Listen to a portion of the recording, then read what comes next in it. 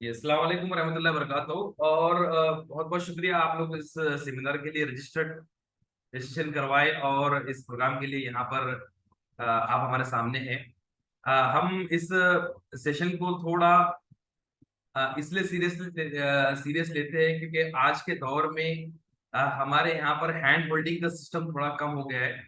बच्चे कहीं ना कहीं इस कंपटीशन के दौर के अंदर अपने आप को ऐसा मानते हैं कि सारी दुनिया में वो सारा बोझ सिर्फ उन्हीं के ऊपर है और उनका सपोर्ट में कोई नहीं है, सब अपने काम में लगे हुए हैं, सब मसरूफ है, सब बिजी है।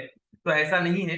हम इस बात को समझे कि ये जो सिस्टम है, इस सिस्टम के अंदर सब स्टेक होल्डर्स है, चाहे वो पेरेंट्स हो, टीचर्स हो या फिर आप बच्चे हो।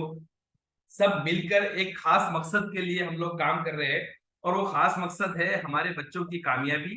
और बच्चे अगर इसमें जुड़े हुए हैं तो बच्चों आपके लिए सबसे बड़ा जो सेंट्रल पॉइंट है इस प्रोग्राम का या जो भी इनिशिएटिव्स लिए जाते हैं उसका सबसे बड़ा जो सेंट्रल पॉइंट होता है वो होता है हमारा बच्चा, हमारा स्टूडेंट कामयाबी के साथ में जिंदगी गुजारे और ना सिर्फ यहाँ पर वो सिर्फ पैसा कमाए बल्कि उसकी सोशल लाइफ, उसकी पर्सनल लाइफ, एवरीवेयर उसके जिंदगी के सारे एस्पेक्ट में उसे कामयाबी मिले। मैं इससे पहले भी बहुत मेरे लेक्चर्स में बता चुका हूँ कि कामयाबी का या सक्सेस का सिर्फ डेफिनेशन ये ना हो कि हमको डॉक्टर बनना है, इंजीनियर बनना है या साइंटिस्ट बनना है। कामयाबी का असल मकसद हमारी जिंदगी के अंदर बेस्ट पोजीशन पे हम चले जाए जिसको हम डिजर्व करते हैं।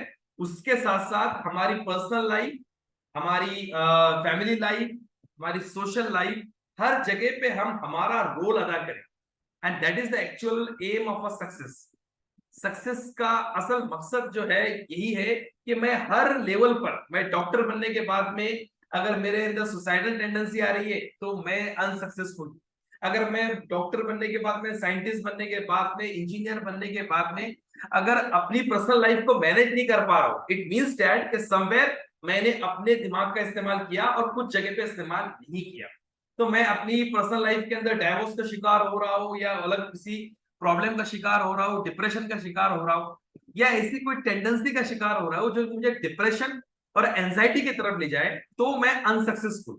तो मेरे प्यारे बच्चों, अगर आज आप इस सेशन में जुड़े हुए हैं तो आज आप समझ लीजिए कि आज से आपको ओवरऑल डेवलपमेंट देखना है कि मेरी लाइफ के social aspect, personal aspect, academic aspect, सब जगह में मुझे कामयाबी चाहिए। अगर मैं कामयाबी लेने वाला बन जाता हूं तो ऑब्वियसली मैं इस दुनिया में भी कामयाब हो जाऊंगा और अपने माँ बाप के लिए जो रियल मुझे एफर्ट्स देने हैं, रियल मुझे काम करने, मैं उस काम में बिल्कुल 100% सही साबित होगा फ्यूचर के अंदर और मेरे आने वाली जिंदगी भी अच्छी हो जाएगी। खैर, तो ये आज का जो सेशन हम लोगों ने रखा है खास तौर पर वो वो उन बच्चों के लिए रखा हुआ है कि जो बच्चे फिक्रमंद हैं। देखो, फिक्रें किसके लिए होगी, सेशंस किसके लिए होंगे। मैंने खास तौर पर इस सेशन को जो है वो पेड रखा। पेड रखने की खास वजह ये है कि इसमें वही लोग आए जो सीरियस है। आज के जमाने में अगर बच्चे सिर्फ अपने आप को सीरियस बनाने के मोड पर भी लग जाए तो वो हम काफी है।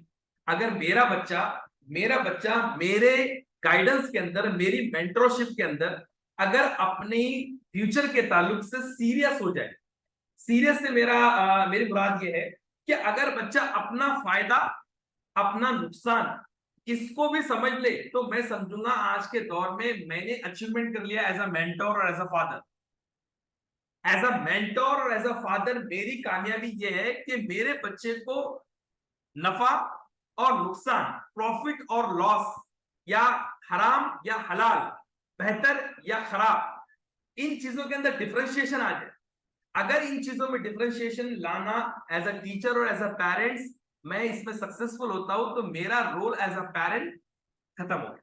तो मेरे प्यारे बच्चों, आज आपसे जो मेरी रिक्वेस्ट ये है कि आप इस सेशन के बाद में अगर अपने आप को, अपनी क्वालिटीज को अगर गौर करेंगे और अपने आप को अगर सीरियस मोड पर लेके आ जाएंगे, यानी अगर आपको इस दुनिया के अंदर बेहतर मुकाम हासिल करना है, अगर आप इस बात को अहमियत से समझ लेते हैं कि मैं इस दुनिया में क्यों आया हूं, why I born in this world, अगर इस बात को आप समझ लेते हैं तो आप fast learning, study techniques, memorising technique को इजीली ग्रैब्स कर सकते हैं, इजीली एक्वायर कर सकते हैं और आप कामयाब हो सकते हैं। ओके, सबसे पहले मैं आपके सामने बता दूं कि हम लोग बारह सुनते हैं कि हमारा बच्चा जो है टॉप कर ले, या हम एज ए स्टूडेंट टॉप कर ले। तो मैं टॉपर्स की कुछ क्वालिटीज आपके सामने बता दूं। क्या ये टॉपर्स की क्वालिटी, अगर आप टॉपर बनना चाहते हैं, देखो ये फर्क नहीं पड़ता है, फर्क नहीं पड़ता है कि आज आपको कितने मार्क्स मिल रहे हैं। ये सिचुएशन या ये हालात आज आपके सामने इसलिए है कि मैं आपके सामने ये नहीं बताऊंगा कि आज आप ये नहीं कर रहे। हो सकता है कि सबकॉन्शियसली आप जो मैं तरीके बता रहा हूं उसको ऑलरेडी उसके ऊपर काम कर रहे हो, या मैं आपको कोई रॉकेट साइंस देते रहा हूं, ऐसा नहीं। हो सकता है कि आप इसके ऊपर काम कर रहे हो, आपको तरीके पता नहीं, या हो सकता है कि आप टॉपर ऑलरेडी हो। लेकिन एक कॉल आप सुन लीजिए कि हम टॉपर के बाद में भी टॉपर को और टॉपर बनाने की फिक्र में क्यों लगे रहते हैं।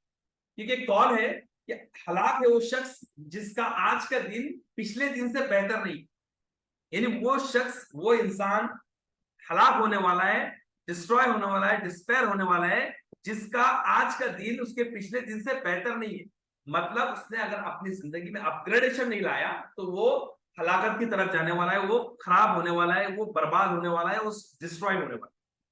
इसीलिए एवरी सिचुएशन, अगर आप टॉपर भी है तो आप और बढ़ने के बारे में, अपग्रेडेशन के बारे में सोचो। इस दौर के अंदर, इस दौर में अगर आप नई नई चीजों को नहीं सीखेंगे, नए नए करियर के बारे में नहीं सीखेंगे, नई नई स्किल्स के बारे में, नए नए सब्जेक्ट के बारे में नहीं सीखेंगे, तो आप ऑब्सोल्यूट हो जाएंगे, आप इस मार्केट से निकल जाएंगे। आज जो करियर चल रहे हैं, आज जो करियर चल रहे हैं वो करियर कल रहेंगे, इसकी गारंटी नहीं। अपने आप को म्यूट कर ले साहब जो भी है।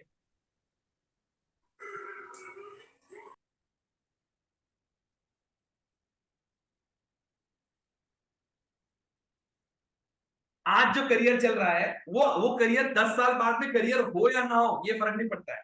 यानी मैं, मेरी उम्र के लोग और मेरे से बड़े लोगों में एक डिफरेंस था कि उनके जमाने में करियर जो है वो स्टैग्नेंट हुआ करते। एक बार जो चीज सीख ली, एक बार मैंने बीएड कर लिया, एक बार मैंने डीएड कर लिया, एक बार मैंने गवर्नमेंट जॉब की प्रिपरेशन कर ली, अब जिंदगी भर तक मुझे वही काम करना है। लेकिन इस जनरेशन में, 21st सेंचुरी में, ये करियर का हाल नहीं है। आज करियर डाइवर्स हो चुके हैं, आज करियर चेंज हो रहे हैं। आज जो फील्ड आपको दिख रही है, हो सकता है कि 5 साल बाद वो फील्ड ही ना रहे। तो आपको क्या करना है, आपको उस फील्ड को फिर अडॉप्ट करना है, आपको चेंज करना है। आज एज अ सॉफ्टवेयर इंजीनियर जिस टेक्नोलॉजी पे आप काम कर रहे हैं, हो सकता है कि वो टेक्नोलॉजी कल हो ही ना। बहुत सारे ऐसे करियर्स है जो पिछले जमाने, पिछले दौर के अंदर 10 साल पहले थे, अभी वो एब्सोल्यूट हो गए, वो खत्म हो गए। तो दौर जो है वो अपग्रेडेशन वाला दौर है। इस दौर के अंदर आपको फटाफट चीजों को लर्न करना और अनलर्न करना आना चाहिए। यानी गलत चीज सीख लिए तो उसको अनलर्न करना और वापस से नई चीज को लर्न कर कर आगे बढ़ना। इसीलिए इस दौर के अंदर फास्ट लर्निंग और लर्निंग एटीट्यूड को डेवलप करना एक बहुत बड़ा चैलेंज होता है। अगर आप कह रहे हैं कि भाई हमारे जमाने में ज्यादा कंपटीशन है पुराने जमाने के मुकाबले में, तो बेशक आप सही कह रहे हैं। लेकिन इसका मतलब ये नहीं कि आप उसको अपना एक नेगेटिव पॉइंट या उसको एक बहाना बनाकर हट जाएंगे। इस दुनिया में आपको जीना है और आपके अंदर बेशुमार क्वालिटीज है। वो बेशुमार क्वालिटीज पिछले दौर के लोगों में नहीं थी। पिछले दौर के लोगों को 10 रुपए 20 रुपए घंटे का इंटरनेट पे सर्व करना पड़ता था, आपको नहीं करना है। आपको फिंगर टिप्स के ऊपर नॉलेज अवेलेबल है, पिछले दौर के लोगों को नहीं थी। आपको चैट जीपीटी, गूगल, एआई के मॉड्यूल्स आपके सामने है, पिछले लोगों के पास में नहीं था। तो you are privilege that you born in this world, इसलिए आपको ये चैलेंजेस को एक्सेप्ट करना पड़ेगा।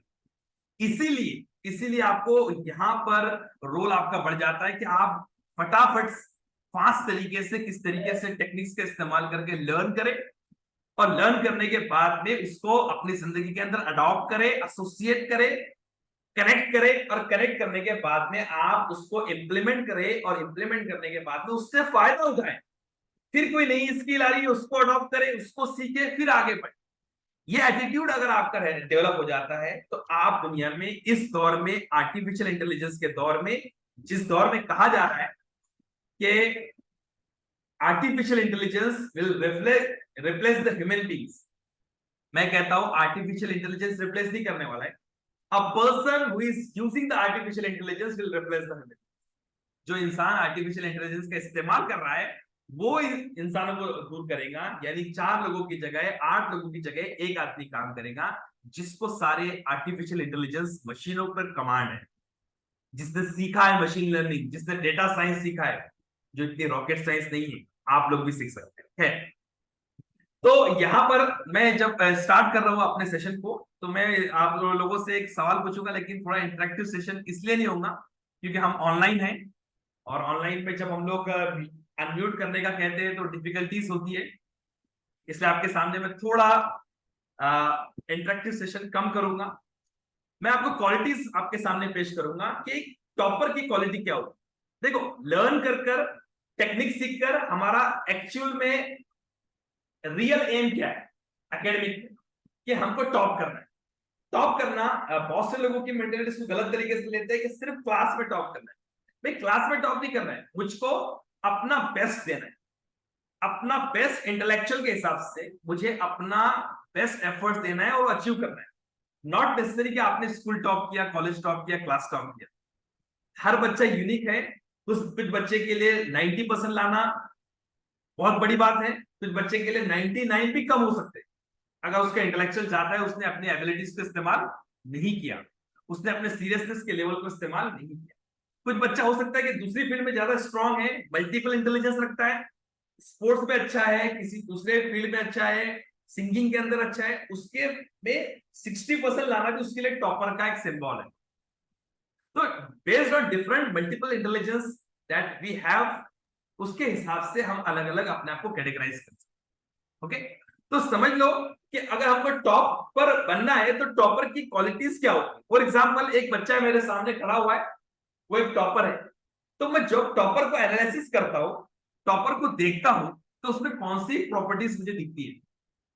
सबसे पहली प्रॉपर्टीज क्या दिखती है मुझे कि ही इज मोर कॉन्फिडेंट, उसमें सेल्फ कॉन्फिडेंस फूट फूट कर भरा हुआ है, यानी जब भी उसको कहते हैं कि ये करना है तो बोलता है yes I will do it.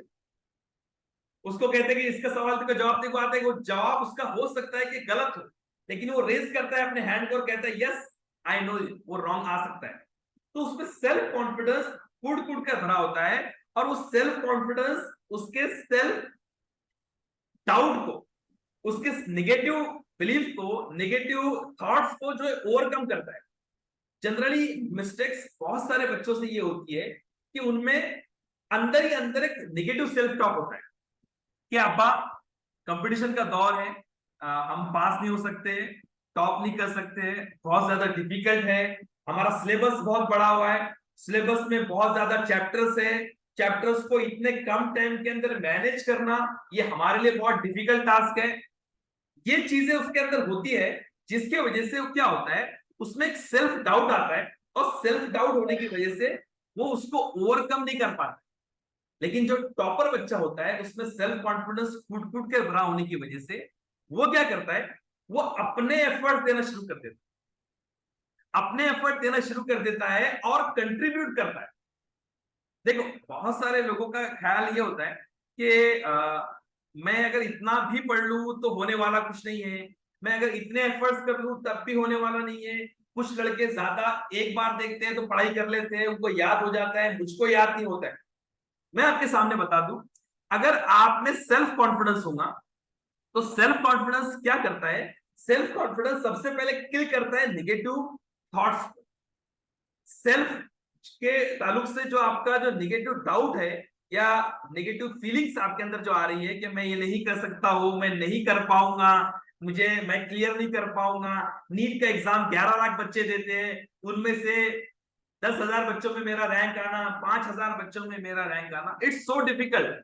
तो ये जो सारे सवालात जो आपके जहन में आते हैं, वो सारे सवालात जो है आपको कहीं ना कहीं आपको सेल्फ कॉन्फिडेंस को किल करते हैं। आपको सबसे पहले क्या करना है, आपको सेल्फ कॉन्फिडेंस को बढ़ाना है। ये सेल्फ कॉन्फिडेंस को बढ़ाना मतलब, एक स्टोरी आपको सुनाता हूं मैं। एक बच्चा था जिसका नाम सपोज रवि था। एक रवि को जब रात को एक दावत आई कि उसके दोस्त की बर्थडे पार्टी में उसको जाना था।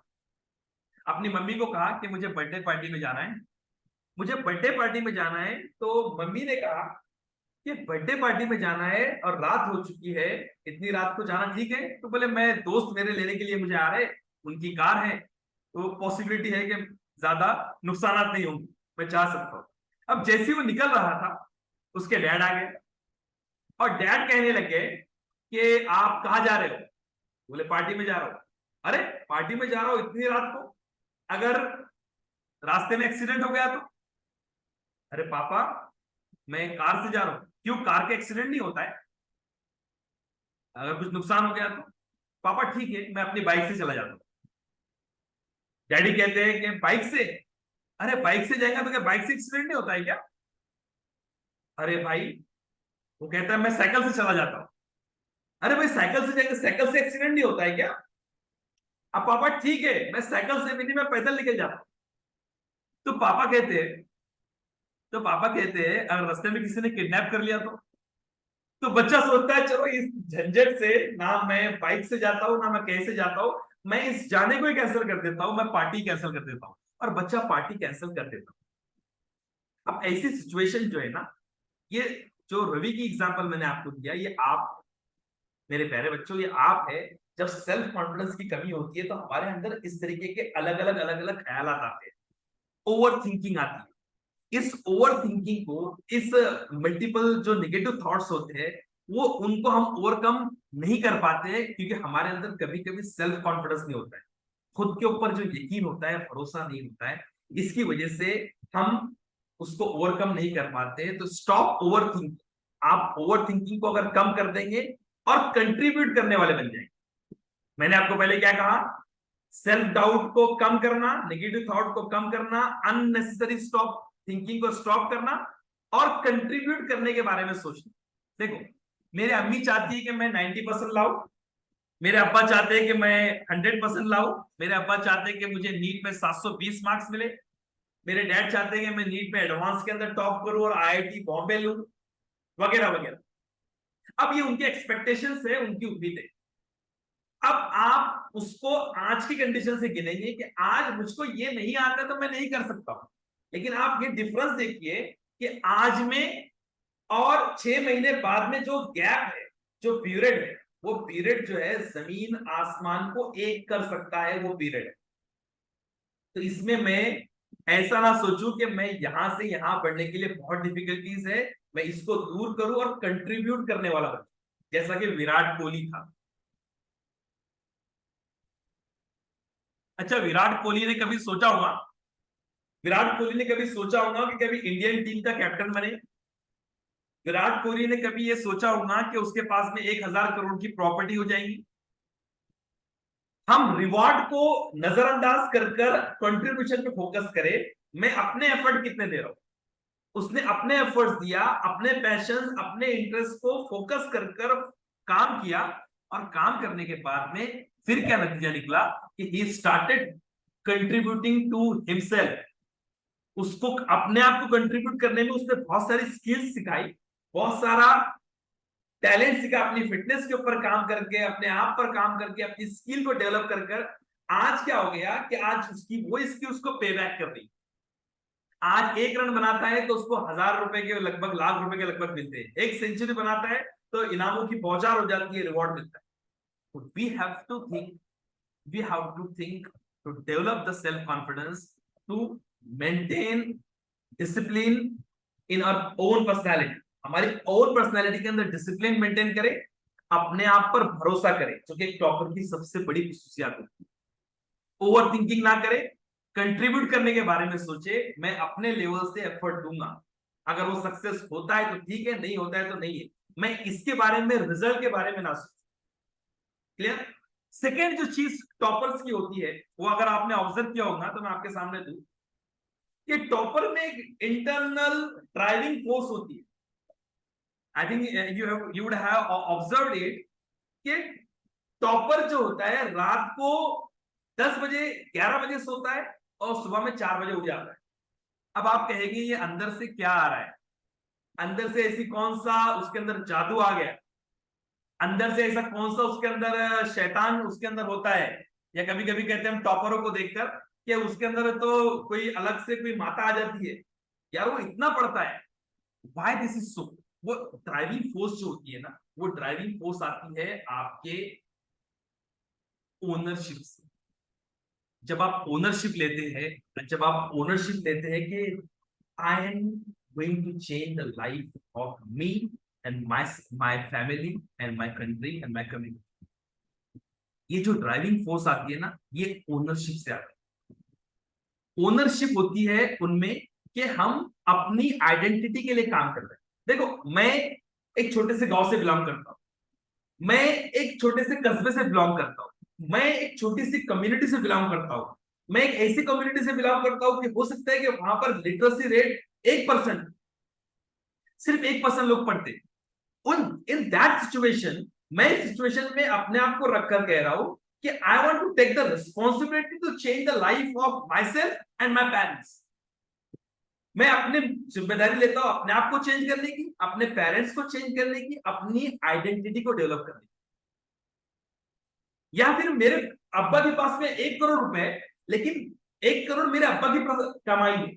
अगर मुझे मेरी सेल्फ रिस्पेक्ट कमानी है तो I have to create my own future. मुझे अपनी एक आइडेंटिटी डेवलप करनी है। और वो आइडेंटिटी क्या है? आइडेंटिटी अपना नाम। मुझे अपने नाम के आगे डॉक्टर लगवाना है, मुझे अपने नाम के अंदर आईआईटी का साइंटिस्ट लगवाना है, मुझे अपने नाम के अंदर आईआईएससी का साइंटिस्ट बनाना है, मुझे अपने नाम के अंदर इनोवेटर लगाना है, मुझे अपने नाम के आगे डिस्कवर बाय लगाना है, मुझे अपने नाम के आगे पद्मश्री लगाना है, मुझे अपने नाम के आगे पद्म भूषण लगाना है, मुझे अपने नाम के आगे भारत रत्न लगवाना है। तो that internal driving force will try to create some kind of spark in your personality. आपकी पर्सनैलिटी के अंदर एक चिंगारी लगाने का काम, आग लगाने का काम वो चीज करती है। वो चीज जो कब बहुत सारे बच्चों में मिसिंग होती है। What should I do? मैं टॉप करके भी क्या कर लूंगा भाई? टॉप करके भी जो ड्राइविंग फोर्स है आपके अंदर, वो ड्राइविंग फोर्स जो है वो आइडेंटिटी है। वो वो अपने आप को प्रूव करना है, वो अपने आप को साबित करना है, वो अपने आप को इस दुनिया के अंदर स्टैब्लिश करना है, वो अपने माँ बाप का नाम करना है, अपने माँ बाप को इस मुकाम पर पहुंचाना है, अपने माँ बाप को शक्ल के ऊपर एक खुशी को लाना है, एक प्राइड को लाना है, एक गर्व को लाना है। That is nothing but a driving force. वो ड्राइविंग फोर्स उनके अंदर। नेक्स्ट चीज जो होती है वो होती है कंसिस्टेंसी एंड कॉन्सेंट्रेशन। टॉपर्स जो होते हैं वो टॉपर्स के अंदर कंसिस्टेंसी होती है। कंसिस्टेंसी मतलब वो सिर्फ एग्जाम आ रहे हैं, वो एग्जाम के हिसाब से नहीं पढ़ते, वो अपने आप को ऐसा कंसिस्टेंट बनाते हैं, ऐसा डिसिप्लिन बनाते हैं कि वो हर वक्त अपना एक स्केड्यूल के ऊपर काम करते हैं। सूरज टाइम पर निकल रहा है, चांद टाइम पर निकल रहा है, लेकिन टॉपर जो होता है ना, वो टॉपर भी टाइम पर उठता है और टाइम पर सोता है, टाइम पर टीवी देखता है, टाइम पर अपनी एवरी जो हैबिट्स होती है, आदतें होती है, उनको मैनेज करने की कोशिश करता है।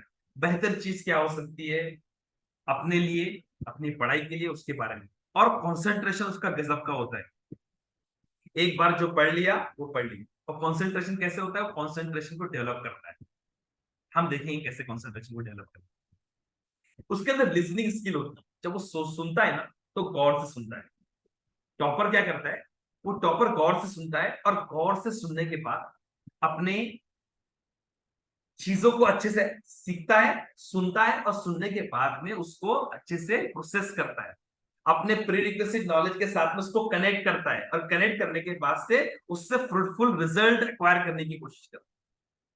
क्लास के अंदर शांति से बैठता है, अच्छी बात को टाइम देता है, खराब बात को निग्लेक्ट करता है, इग्नोर करता है। उसका एक अपना अंदाज होता है, उसका एक अलग अपना अंदाज होता है। वो अपने से कभी कभी मूड में आता है तो दिन भर खेलता है, कभी कभी मूड में रहा है तो दिन भर मोबाइल पे लगा होता है। ये यूनिक क्वालिटीज जो होती है, ये मैक्सिमम टॉपर्स में पाई जाती है।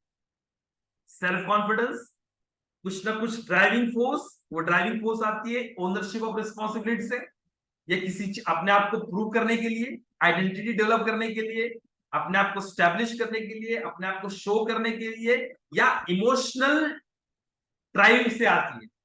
अपने माँ बाप का सपना है, मेरे पेरेंट्स का सपना है, ये सारी चीजों से आती है।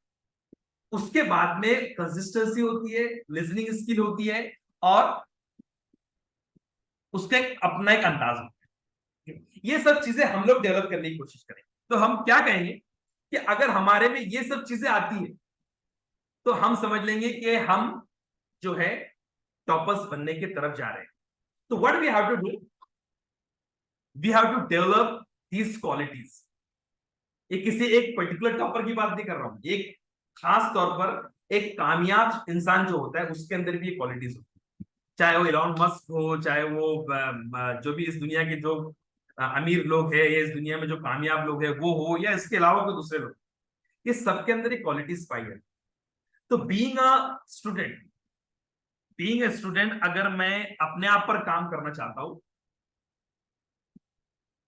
तो मैं ये सोचूं कि कैसे मैं इन क्वालिटीज को सीखूं। इन क्वालिटीज को जब मैं सीखूंगा ना, तो मैं फास्ट लर्नर बन जाऊंगा। मैं वो इंसान बन जाऊंगा जो इंसान लोगों से आगे चलता है, लोगों से पीछे नहीं चलता है। ये मेरी पीपीटी आपको दिख रही है, मैं आपको बताऊं इस पीपीटी के ताल्लुक से। ये पीपीटी में आपके ब्रेन की कैपेबिलिटीज है, आपके ब्रेन की स्टोरिंग कैपेसिटी है। कुछ बच्चे कहते हैं कि सर हम तो बच्चे हैं, सर हम बच्चे हैं, इतना कैसे पढ़ेंगे, इतना ज्यादा बोझ डाल रही है, ये सिस्टम इतना बोझ डाल रहा है, ये पढ़ाई का जो इतना बोझ हम पर पड़ रहा है। मैं आपको बता दूं कि एक इंसान के दिमाग की स्टोरिंग कैपेसिटी, हालांकि ऐसा कोई भी गेज या कोई भी ऐसा मेजरिंग डिवाइस नहीं आया है जो ये गिन दे कि इंसान में एक्चुअल में कितनी मेमोरी होती है। लेकिन फिर भी एक अंदाजे के तौर पर एक साइंटिस्ट ने, एक मैं जब वीडियो देख रहा था तो उसमें मुझे पता चला कि वो कहता है कि भाई 2.5 पेटाबाइट्स जो कि इंसान की मेमोरी स्टोरेज होता है इंसान के दिमाग में, इतना बड़ा। अब ये 2.5 पेटाबाइट्स क्या है? जब 2.5 पेटाबाइट होता है, 1 टेराबाइट इज इक्वल टू, आपको पता है 1024 गीगाबाइट्स। तो 1024 terabyte is equal to 1 petabytes, उसका भी 2.5 गुना। हमारा मैक्सिमम मोबाइल की कैपेसिटी अभी जो है ना, वो 256 जीबी से ज्यादा नहीं है। 1 टीबी, 2 टीबी, 5 टीबी से ज्यादा आपके सुपर कंप्यूटर्स शायद नहीं होंगे। 2.5 पेटाबाइट्स, यानी इसकी अगर फिल्म चलाई जाए और इसकी फिल्म अगर हम देखें तो 300 साल लगेंगे उस फिल्म को खत्म होने के लिए, उतना होता है 2.5 पेटाबाइट्स। इतनी बड़ी पिक्चर को स्टोर करने की कैपेसिटी हमारे दिमाग में है। वुड यू इमेजिन इतनी बड़ी कैपेसिटी? और हम कहते हैं कि हम बच्चे, हम छोटे से बच्चे हैं, हमारे अंदर वो क्वालिटीज नहीं है, हमारे अंदर वो इतनी ताकत नहीं है। बेटा, हर दुनिया का बच्चा, हर दुनिया के बच्चे को अल्लाह ताला ने सेम दिमाग दिया हुआ है। कभी कभी हो सकता है कि मल्टीपल इंटेलिजेंस अल्लाह ताला ने डिस्ट्रीब्यूट किए, किसी के अंदर स्पोर्ट्स के अंदर ज्यादा काबिलियत होंगी, तो किसी में म्यूजिक में होंगी, तो किसी की पढ़ाई में होगी। तो ये डिस्ट्रीब्यूशन जो है वो सबका 8 मल्टीपल इंटेलिजेंस होते हैं उसमें किया गया है। लेकिन सबकी स्टोरिंग कैपेसिटी, सबकी प्रोसेसिंग कैपेसिटी लगभग से है। इतना बड़ा दिमाग की कैपेसिटी आपके पास में है। आप अपने आप को सबसे पहले क्या करें, मैं ये पहली स्लाइड में आपको बताने का मकसद मेरा ये था कि आप में एक पॉजिटिविटी आए, कि you should have a sense of gratitude towards the Almighty. Almighty के ताल्लुक से आपका एक ग्रेटिट्यूड का नजरिया है कि मुझे ऊपर वाले ने, मुझे भगवान ने जो है इतनी सलाहियत दी हुई है, इतनी सलाहियत दी हुई है कि मैं इस सलाहियत का अगर सही इस्तेमाल कर लूं तो आई वुड बी सक्सेसफुल। सबसे पहले कि आपके पास में भले ही पैसा ना हो, अभी कुछ बच्चे ऐसे होंगे कि जिनके पास में हो सकता है कि इतने पैसे ना हो, इतनी प्रॉपर्टी ना हो, इतना उनके पास में बैंक बैलेंस ना हो, लेकिन उनके पास में ये तो है जो कोई उनसे छीन नहीं सकता है। जैसे शाहरुख खान का एक डायलॉग था एक पिक्चर में, अगर आपने हॉकी की एक पिक्चर देखी होंगी चकते, तो ये 70 मिनट आपसे अगर ऊपर वाला भी चाहे तो छीन नहीं सकता है। तो you have to show your talent in this 70 minutes. ये 70 मिनट में आपको अपने टैलेंट को शो करना है। इसी तरीके से ये कैपेबिलिटी ये स्टोरिंग कैपेसिटी ये आपको दी गई। आपका काम ये है कि उसको बेहतर तरीके से इस्तेमाल करें। अगर वो ब्रेन कैपेसिटी को आप सही तरीके से इस्तेमाल नहीं कर रहे हैं और आप बगैर चीजों के ऊपर फोकस करके कह रहे हैं कि हमारे पास ये नहीं है, वो नहीं है, अच्छे कपड़े नहीं है, अच्छे गैजेट नहीं है, ये नहीं है, तो इट मीन्स डैट आप कहीं ना कहीं रॉन्ग है। आपको इस बात को सबसे पहले निकालना पड़ेगा। आपके पास में सब कुछ है। ओके। उसी तरीके से दूसरी जो चीज मैं आपको बताना चाहूंगा कि हमारा जो दिमाग होता है ना बच्चों, वो दिमाग के दो लेयर्स होते हैं। अभी देखो कुछ बच्चे जो है मुझे ऐसे वीडियो में दिख रहे हैं, खेल रहे हैं, कुछ ढूंढ रहे हैं, कोई यहाँ कर रहा है, कोई ये कर रहा है, कोई अपना मोबाइल देख रहा होगा। ये क्यों होता है कि हमारे दो दिमाग की दो लेयर्स होती है। एक होता है हमारा कॉन्शियस माइंड जो हमारे प्रेजेंट के ऊपर कंट्रोल करता है। यानी अभी मेरा वीडियो आप देख रहे हैं, मेरा सेशन आप सुन रहे हैं, अब आप अपने आप अपना सर खुजाएंगे, अपने वीडियोस देखेंगे, अपना ये करेंगे, वो करेंगे, या फिर आप अपने किसी दूसरे काम में लग जाएंगे, या फिर आप बेवकूफी की ये हद कर सकते हैं।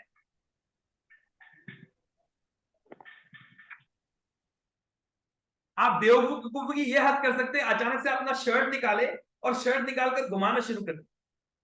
अब ऐसे शख्स को आप क्या कहेंगे जो ऐसे माहौल में जहां पर एक सीरियस डिस्कशन शुरू है वहां पर अपना शर्ट निकालकर नाचना शुरू कर दे? हम क्या कहेंगे उसको? हम ये कहेंगे कि वो शख्स जो है कहीं ना कहीं उसका दिमाग का एक पुर्जा ढीला है। एक पुर्जा ढीला है मतलब उसका कॉन्शियस माइंड जो है काम नहीं कर रहा है। दो दिमाग होते हैं, एक कॉन्शियस माइंड, एक सबकॉन्शियस माइंड। ये मिलकर हिस्सा हमारा दिमाग बनता है और इसको इसके दोनों के कॉम्बिनेशन से हम डिसीजंस लेते हैं, फैसले लेते हैं। यानी आज आपने एक फैसला लिया कि आप यहां बैठे हुए और अब वो कर रहे हैं जो आपको करना चाहिए। इट मींस दैट आपका सबकॉन्शियस माइंड काम कर रहा है, आपका शऊरी दिमाग, आपका चेतन मन ढंग से काम कर रहा है मेरे प्यारे बच्चों, इसलिए आप यहां पर वो काम कर रहे हैं बैठे। अब अब आप क्या है, मैं कौन हूं, ये प्रेजेंट के अंदर जो सोच रहे हैं वो आप, आपका कॉन्शियस माइंड उसके हिसाब से काम कर रहा है। तो किसी का भी स्क्रू ढीला नहीं, ये मतलब इसका हो। अब दूसरी चीज जो दूसरी चीज क्या होती है कि इसके अलावा भी आपका एक दिमाग होता है जिसको आप क्या कहते हैं, बचकाना दिमाग।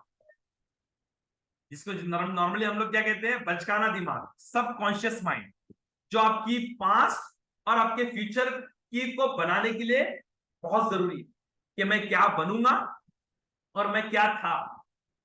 फॉर एग्जाम्पल, अगर आपको बचपन के अंदर बहुत ही ज्यादा मारा गया है, अगर बहुत ही ज्यादा आपको प्यार किया गया है, ये दो सिचुएशन है।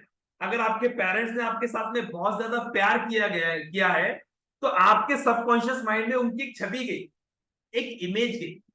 वो इमेज जो है वो आपके जहन में जो गई, उसके बदौलत आज आपके पेरेंट्स अगर आपको मारते भी है तो आप क्या कहते हैं, घर छोड़ के जाते हैं क्या?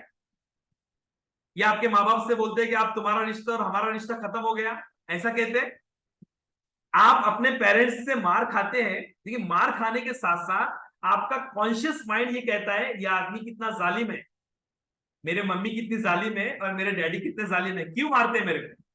लेकिन सबकॉन्शियस माइंड अंदर से क्या कहता है, नो, इन्होंने मुझे पैम्पर भी किया है, इन्होंने मेरी हर जिद भी पूरी की हुई है, इन्होंने मेरे लिए एफर्ट्स भी दिया हुआ है, इन्होंने मेरे लिए काम भी किया हुआ है। क्योंकि जब आपका सिर्फ कॉन्शियस माइंड काम कर रहा था 10 साल से पहले, 8 साल से पहले, तो उस वक्त आपके पेरेंट्स ने जो जो किया आपके दिमाग में वो लिख कर चला गया, और वो लिख कर चला गया और वो स्टोर हो गया, और वो जब कब निकलेगा, जब उसके जैसा कोई इंसिडेंट आएगा। इसीलिए आपके पेरेंट्स के ताल्लुक से आपके दिल में जो मोहब्बत है वो मोहब्बत आपके सबकॉन्शियस माइंड में बैठी हुई। दूसरी एग्जाम्पल, अगर मैं आपको कहूं कि सुबह में उठकर आप क्या करते हैं, तो आपका जवाब क्या होगा? सुबह में उठकर आप क्या करते हैं? सुबह में उठकर अचानक से आप उठ गए, आपने ब्रश किया, ब्रश करने के बाद वॉशरूम गए, आपने कपड़े पहना। क्या कोई बच्चा मुझे ये बता सकता है कि आपने सुबह में उठने से पहले ये क्यों नहीं सोचा कि मुझे पहला काम क्या करना है?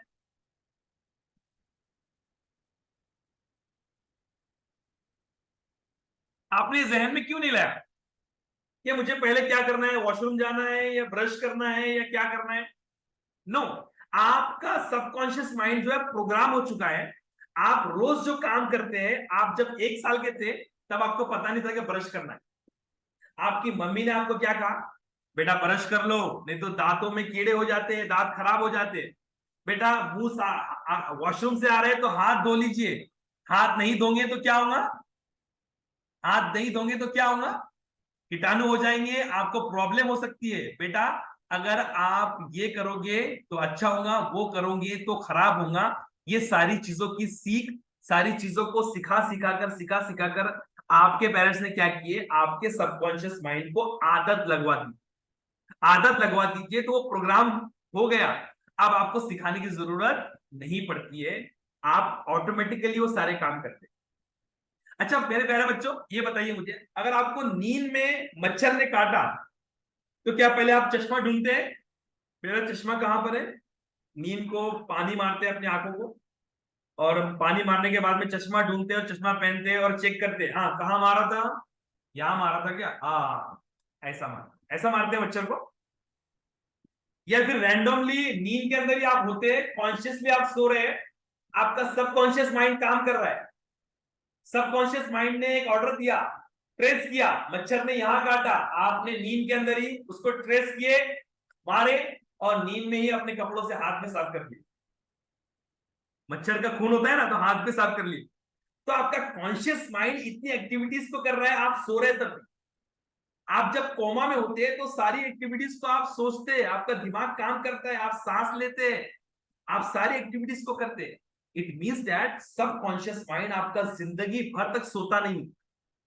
आपके फैसलों का 90% हिस्सेदार कौन होता है?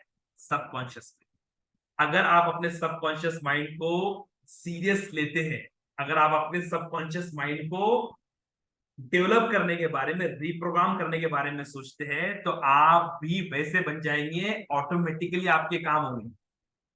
अच्छा आपके जहन में एक सवाल आ रहा होगा कि हम इसको पढ़ाई के लिए तैयार कर सकते हैं? पढ़ाई के लिए तैयार कर सकते हैं कि नहीं कर सकते? बिल्कुल कर सकते हैं। ये मेरी पीपीटी आपको दिख रही है क्लियर सबको? कोई बोलेगा मुझे? ये मेरी स्लाइड दिख रही है? यस। ओके ओके, क्लियर दिख रही है ना, कुछ उसमें ऑब्स्टेकल नहीं है ना?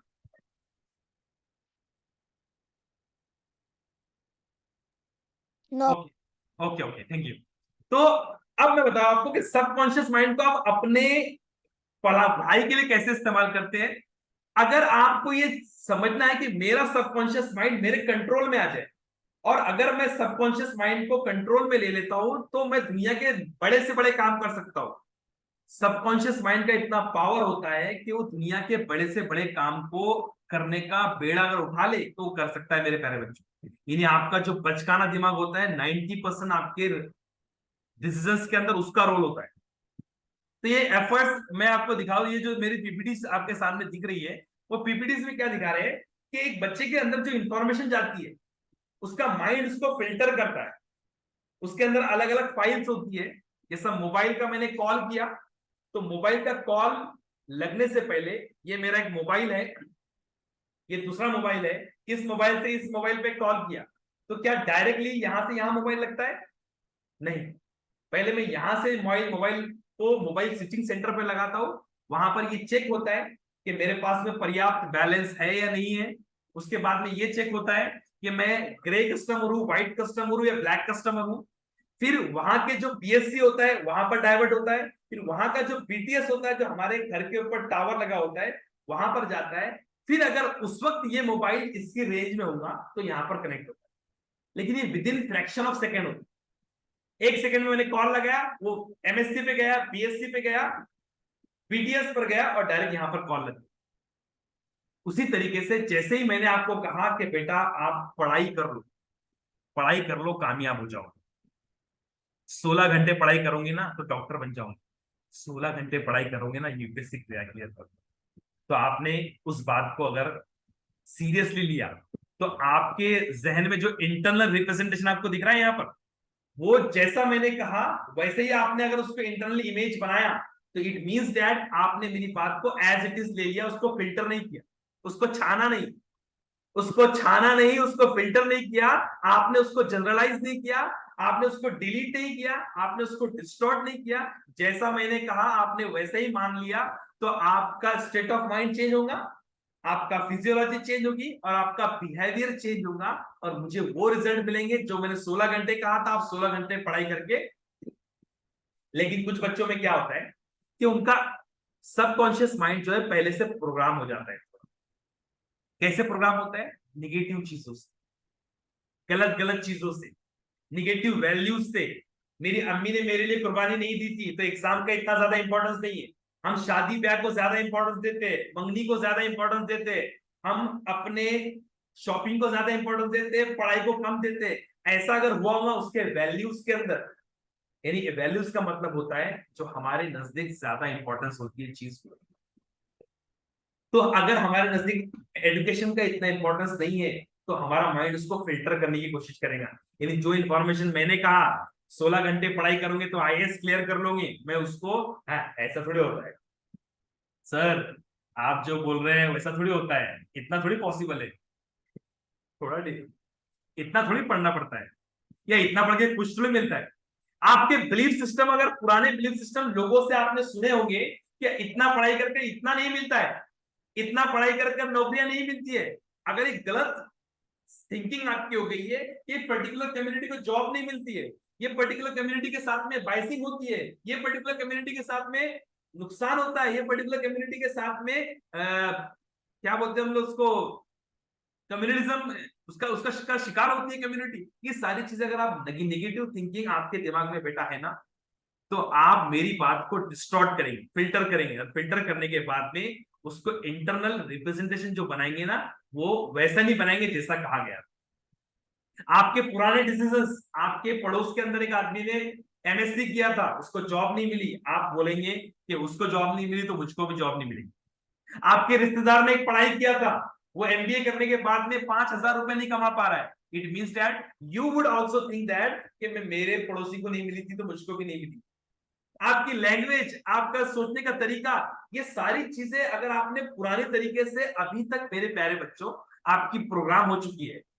यानी आपके दिमाग में आपको किसी ने सिखाया नहीं, लेकिन आपने देखकर, आपके पड़ोस में देखकर अपनी उसके क्या बना लिए, बिलीफ बना लिए, मेमोरीज में स्ट्रॉन्ग बना लिए।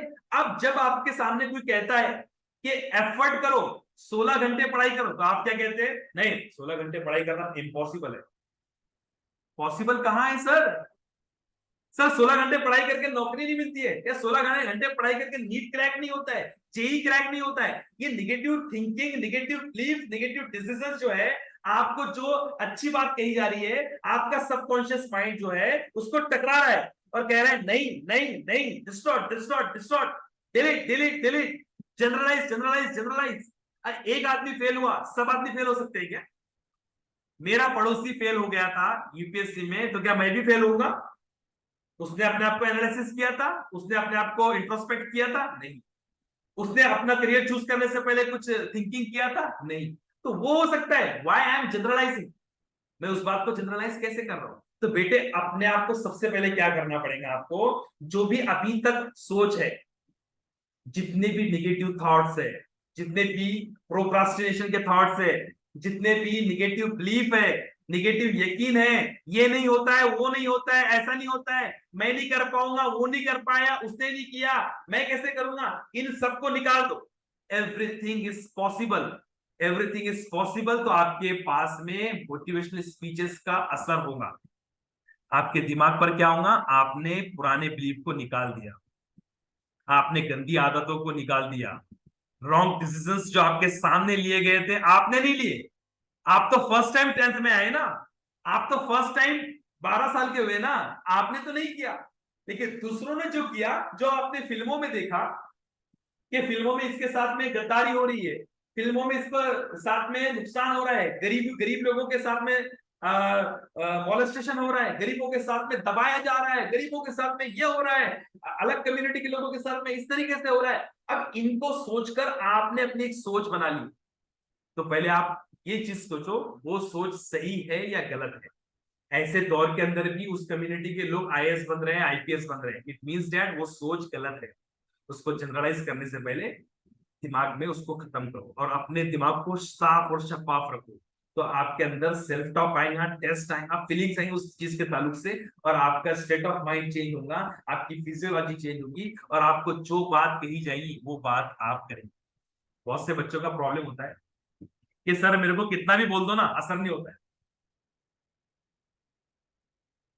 पेरेंट्स का ऐसा मसला होता है कि सर जितना भी हमारे बच्चों को कहेंगे उसके ऊपर कुछ असर ही नहीं होता है।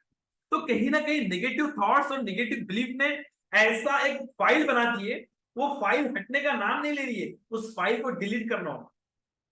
वो डिलीट होगी तब जाके पॉजिटिविटी की फाइल आएगी, और तब जाके जो कहेंगे वैसा बिहेवियर ट्राई होगा। ठीक है, हम लोग आगे बढ़ते हैं। अब यहां पर हम आते हैं लर्निंग के ऊपर। अभी तक मैं एक्चुअल में दिमाग की बात क्यों कर रहा था? देखो, सबसे बड़ी चीज क्या है? ओनरशिप। और ओनरशिप अगर जब आप लेते हैं ना, yes I want to do it for me, अगर मैं दुनिया के सबसे बेस्ट से बेस्ट तरीके पे आपके सामने रख दूं ना, लेकिन आप दिमागी तौर पर, मेंटली तौर पर प्रिपेयर नहीं है, तो इट मींस दैट आपको कुछ भी फर्क नहीं पड़ने वाला है मेरे पर। इसलिए मैंने आपको पहले क्या कहा? ग्रेटिट्यूड दिखाया, अल्लाह ने, भगवान ने आपको क्वालिटीज दी।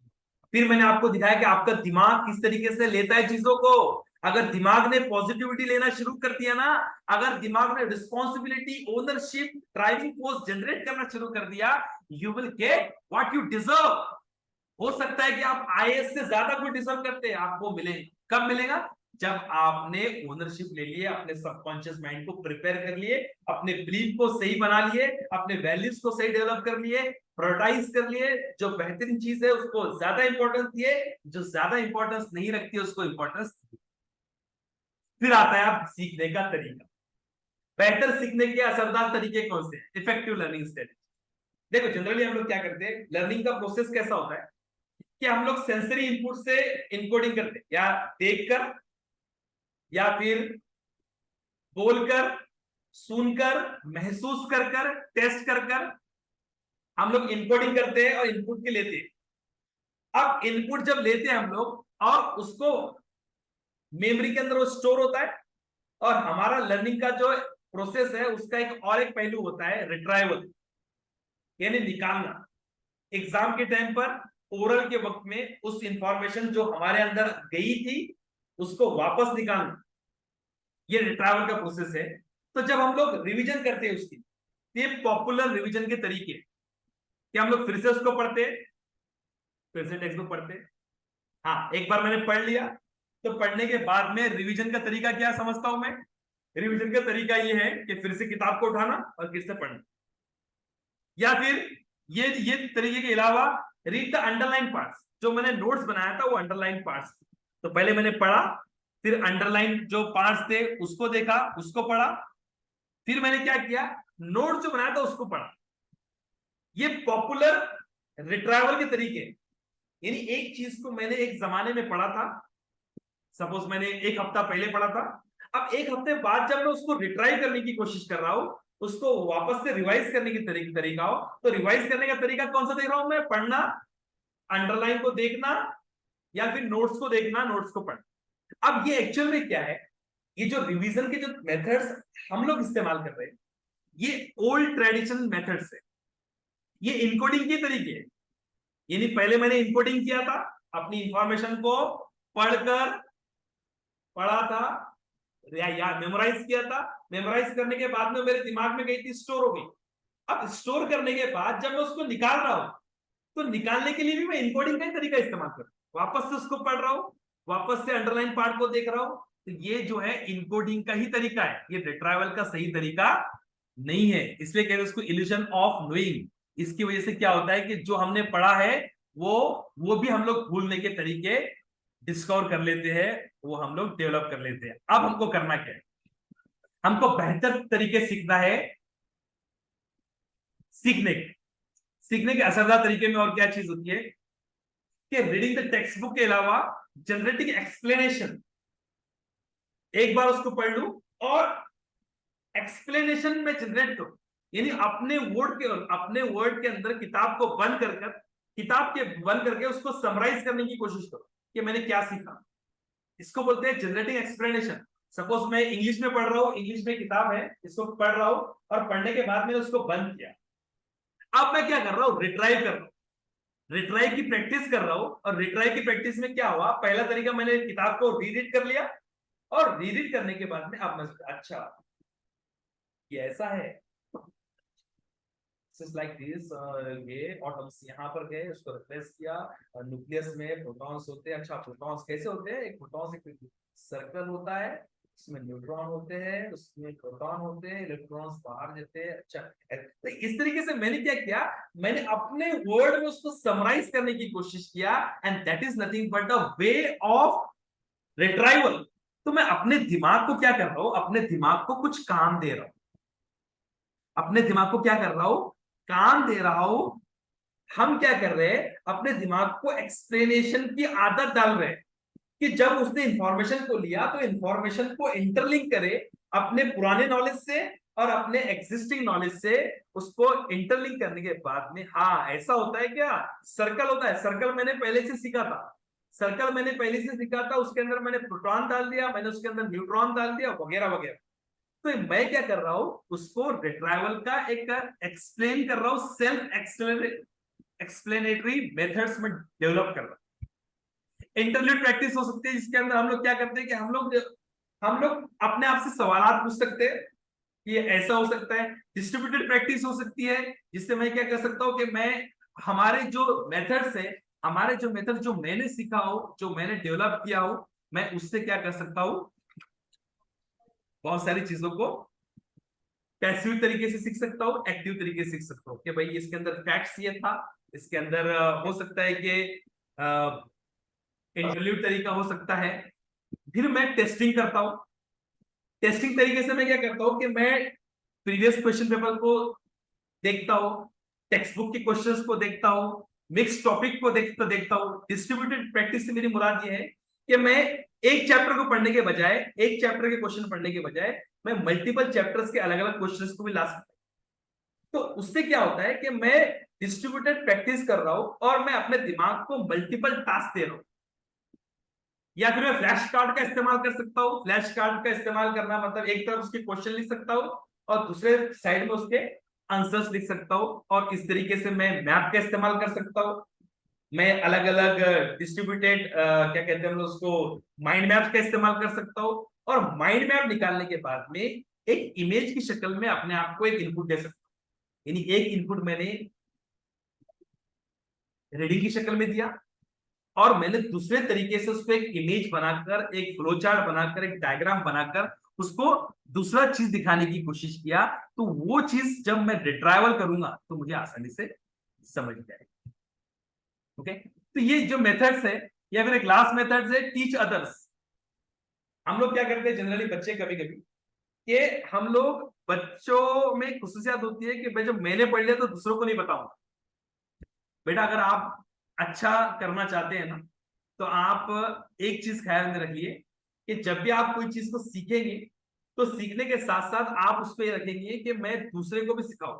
अब दूसरे को भी सिखाने में क्या होता है, दूसरे को भी सिखाने में आप उस टॉपिक के ऊपर फिर से फोकस करते हैं। जब फिर से फोकस करते हैं तो आप प्रोसेस लगाते हैं। यानी मैं अगर आपको सिखा रहा हूं तो मैं सिखाने से पहले कहीं ना कहीं से सीखा हूं। जब मैं कहीं ना कहीं से सीखा हूं तो जब मैं आपको पढ़ाने की कोशिश करूंगा तो मैं फोकस को अपने सेंट्रलाइज करूंगा, उस टॉपिक के ऊपर सेंट्रलाइज करूंगा और अपना कंट्रीब्यूशन देने की कोशिश करूंगा। अपना डिस्ट्रीब्यूटेड प्रैक्टिस का जो मेथड्स है, अलग अलग तरीकों से, अलग अलग रिसोर्सेज से जो मैंने इकट्ठा किया इंफॉर्मेशन, अपने आप को जैसे मैंने टेस्ट किया, वो टेस्ट के सारे मेथड्स को इंप्लीमेंट करने की कोशिश करूंगा ताकि आप मेरी बात को समझ लें। मुझको ये दिखाए कि मुझको कम्युनिकेशन आता है, मुझको पढ़ाते आता है। तो जब आप किसी को पढ़ाने के लिए जाते हैं तो आप इन सारी चीजों का इस्तेमाल करते हैं। और जब सारी चीजों का इस्तेमाल करते हैं तो वो चीज जो है आपके लिए क्या हो जाती है, वो आपके लिए परफेक्ट हो जाती है जो आप दूसरे को पढ़ा रहे हैं। ओके, और उसके बाद में कुछ चीजें जो होती है आपको ये देखना पड़ता है कि जो हमको सुपर लर्नर बनना होता है तो उसकी जो क्वालिटीज होती है वो हमको दिमाग में रखना पड़ता है कि उसके अंदर हाई एफिकेसी होती है। हाई एफिकेसी होती है मतलब वो ज्यादा सोचता है, उसका जो पावर होता है, उसका जो सोचने का तरीका होता है वो बहुत स्ट्रांग होता है। उसके बाद में ओनरशिप ऑफ लर्निंग होती है कि उसमें वो ओनरशिप लेता है कि मुझे पढ़ना है, मुझे याद करना है, मुझे सीखना है। और उसके साथ साथ उसमें परस्यूट ऑफ एक्सीलेंस होती है, यानी एक चीज अगर मैंने पा लिया तो उसके साथ साथ जो दूसरी चीज है, दूसरी चीज जो है वो मैं कैसे डेवलप करूं, उसके अलग लेवल पे कैसे जाऊं, हायर लेवल ऑफ एक्सीलेंस पे कैसे जाऊं, ये मैं कोशिश कर रहा हूं। अंडरस्टैंडिंग द लर्निंग प्रोसेस, वो लर्निंग के प्रोसेस को अंडरस्टैंड करने की कोशिश करता है कि कैसे मैं लर्निंग के प्रोसेस को अंडरस्टैंड करूं, कैसे मैं सीखूं कि लर्निंग का प्रोसेस क्या है। कमिटेड होता है, डेलिबरेट होता है अबाउट लर्निंग, लर्निंग के ताल्लुक से वो डेलिबरेट होता है, लर्निंग के ताल्लुक से वो अपनी जान लगाने के लिए, अपना सब कुछ लगाने के लिए तैयार होता है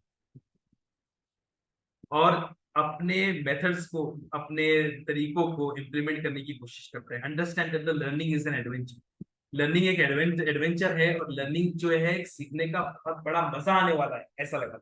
आपने कुछ बच्चों को देखा होगा जो सीरियस इसलिए होते हैं क्योंकि उनको मजा आता है, या फिर वो ओनरशिप की ओनरशिप लेते हैं लर्निंग की कि मुझे सीखना है, या उनमें एफिकेसी होती है। एफिकेसी जनरली क्या होता है, is the ability to perform a task to a satisfactory और एक्सपेक्टेड लेवल, एक्सपेक्टेड लेवल तक अपने आप को पहुंचाना। अब जो मैं चाहता हूं कि मुझे इंजीनियर बनना है, मुझे साइंटिस्ट बनना है, तो साइंटिस्ट बनने के लिए, नीट क्रैक करने के लिए मैंने क्या किया, ये गोल को मैंने अपने जहन में रखा और मुझे मुझे अपने आप को इतना परफॉर्म करना है, ऐसे टास्क परफॉर्म करना है, इतनी हाई एफिकेसी दिखानी है कि मैं वहां तक पहुंच जाऊं जहां पर मैं चाहता हूं। तो वो लर्नर की क्वालिटीज होती है। अगर लर्नर की एक क्वालिटीज होती है तो हर वक्त में अपने बड़े एम को अपने सामने रखता है कि मेरा बड़ा एम क्या है, मुझे नीट क्वालिफाई करना है, मुझे 11 लाख बच्चों के अंदर रैंकिंग में लाना है। जब मैं 11 लाख बच्चों के अंदर रैंकिंग के इस हाई एफिकेसी के साथ में काम करूंगा तो मेरे में लर्निंग के लिए क्या हो जाएगा, ओनरशिप आ जाएगी कि मुझे सीखना है। मुझे किसके लिए सीखना है, अपने खुद के लिए सीखना है। अब कितना सीखना है, एक्सीलेंस निकालनी, मुझे इसके अंदर फैक्ट सीखना है, कॉन्सेप्ट को सीखना है, और कॉन्सेप्ट को सीखने के बाद में इससे जो आंसर मुझसे पूछे जाएगी उसको जवाब देना है। इसके लिए मुझे क्या करना होगा, मुझे लर्निंग के प्रोसेस को समझना, लर्निंग का प्रोसेस होता कैसे है। जैसे कि मैंने आपको कहा इनकोडिंग होती है और डिकोडिंग होती है। इनकोडिंग के मेथड्स कुछ है और डिकोडिंग के मेथड्स कुछ है। इनको मैं अगर अच्छे से समझ जाता हूँ, सीख लेता हूँ, तो मैं अपने तरफ जाऊँ। अब इसके लिए मुझे क्या करना पड़ेगा, अपने आप को डेलिबरेटली कमिटेड करना पड़ेगा आप लोग, और लर्निंग को बोझ ना समझकर इसको मैं क्या समझूंगा, एक खेल है, बहुत मजा आने वाला है, ये समझूंगा। ये कुछ क्वालिटीज होती है जो हमको सीखना है कि तेजी से मैं कैसे नॉलेज को, high rate of knowledge acquisition कैसे करूं, कैसे मैं ज्यादा से ज्यादा नॉलेज को एक्वायर करूं, ability to deeply understand the knowledge and acquire, जो नॉलेज अच्छे से एक्वायर किया गया है उसको किस तरीके से मैं अंडरस्टैंड करूं, यानी मैंने नॉलेज को ज्यादा से ज्यादा लिया, हाई स्पीड से लिया, उसको कैसे प्रोसेस करूं, और जो नॉलेज मिल गया है उसको कैसे याद रखूं, ability to remember the knowledge acquired, बहुत देर तक उसको कैसे याद रखूं, और ability to apply the knowledge practically in the real world. ये एक्चुअल में एक लर्नर की क्वालिटीज होती है। यानी जब भी बच्चा सीखता है ना, तो सीखने के साथ साथ उसकी कोशिश क्या होनी चाहिए कि ज्यादा से ज्यादा नॉलेज में कैसे एक्वायर करूं, कैसे उसको अंडरस्टैंड करूं डीपली, और कैसे उसको रिमेंबर रखूं ज्यादा देर तक, और ज्यादातर देर तक रिमेंबर करने के बाद में हमारी पर्सनल लाइफ के अंदर में कैसे इंप्लीमेंट। ओके, ये एक्चुअली कुछ मेथड्स है जिस तरीके से हम लोग मैंने एग्जांपल के तौर पे आपको बताने की कोशिश ये किया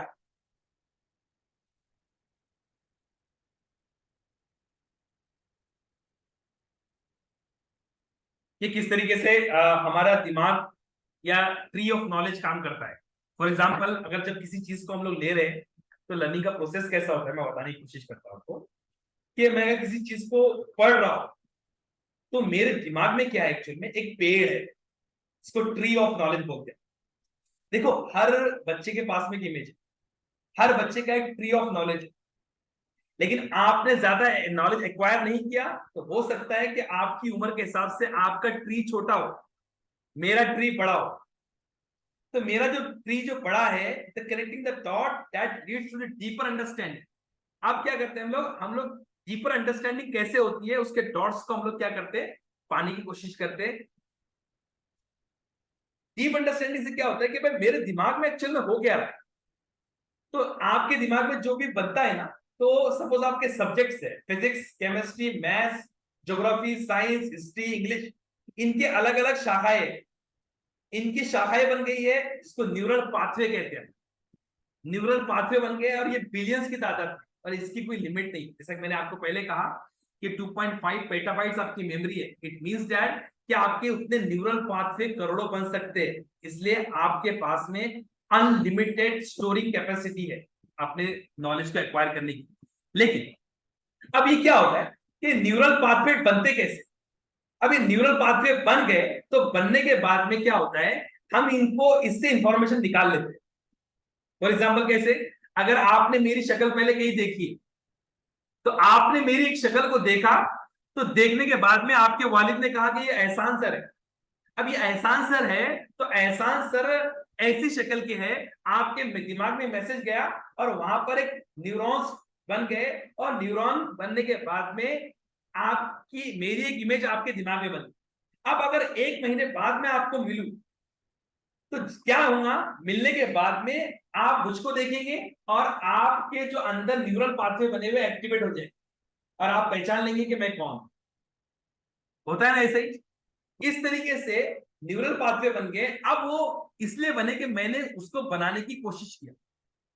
मैंने उसको बनाने की कोशिश किया कि जनरली हम लोग क्या करते हैं कि न्यूरल पाथवे जब बनते हैं कोई भी चीज के, तो हम लोग उसको कनेक्शन के जरिए या किसी एसोसिएशन के जरिए, मेरे अब्बा के दोस्त थे तो एसोसिएशन था, तो मुझे याद रखना जरूरी था।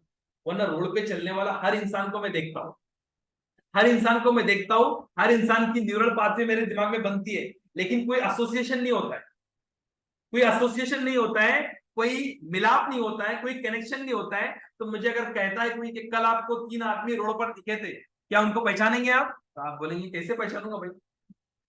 तो मैं आपको बता रहा हूं कि जब भी आप कोई इंफॉर्मेशन, कोई नॉलेज अपने जहन में लेते हैं, तो वो न्यूरॉन कहलाता है। वो न्यूरॉन की शक्ल बन जाती, उसका एक न्यूरॉन बन जाता है। वो न्यूरॉन होता क्या है, उसके अंदर डेंड्राइट होते हैं, यानी उसकी पत्तियां होती है, उसकी एक सेल बॉडी होती है जो बीच में होती है, और एक्सॉन होता है। दूसरे दूसरे डेंड्राइट से, दूसरे न्यूरॉन से कनेक्शन बनाने के लिए एक कनेक्शन होता है, उसको एक्सॉन कहते हैं। और फिर वो दूसरे न्यूरॉन से मिलता है, वहां पर फिर से डेंड्राइट्स होते हैं, सेल बॉडी होती है, और उसको मिलाकर न्यूरॉन कहते हैं। अब दो एक्सॉन आपस में मिलते हैं, एक्सॉन मिलता है डेंड्राइट से, दूसरे न्यूरॉन 1 और न्यूरॉन 2 जब आपस में मिलते हैं, तो उन दोनों के बीच में केमिकल्स होते हैं जिसको साइनेप्स कहते हैं। उन साइनेप्स को के बीच में केमिकल होता है जिसका नाम है ट्रांसमीटर्स, न्यूरो।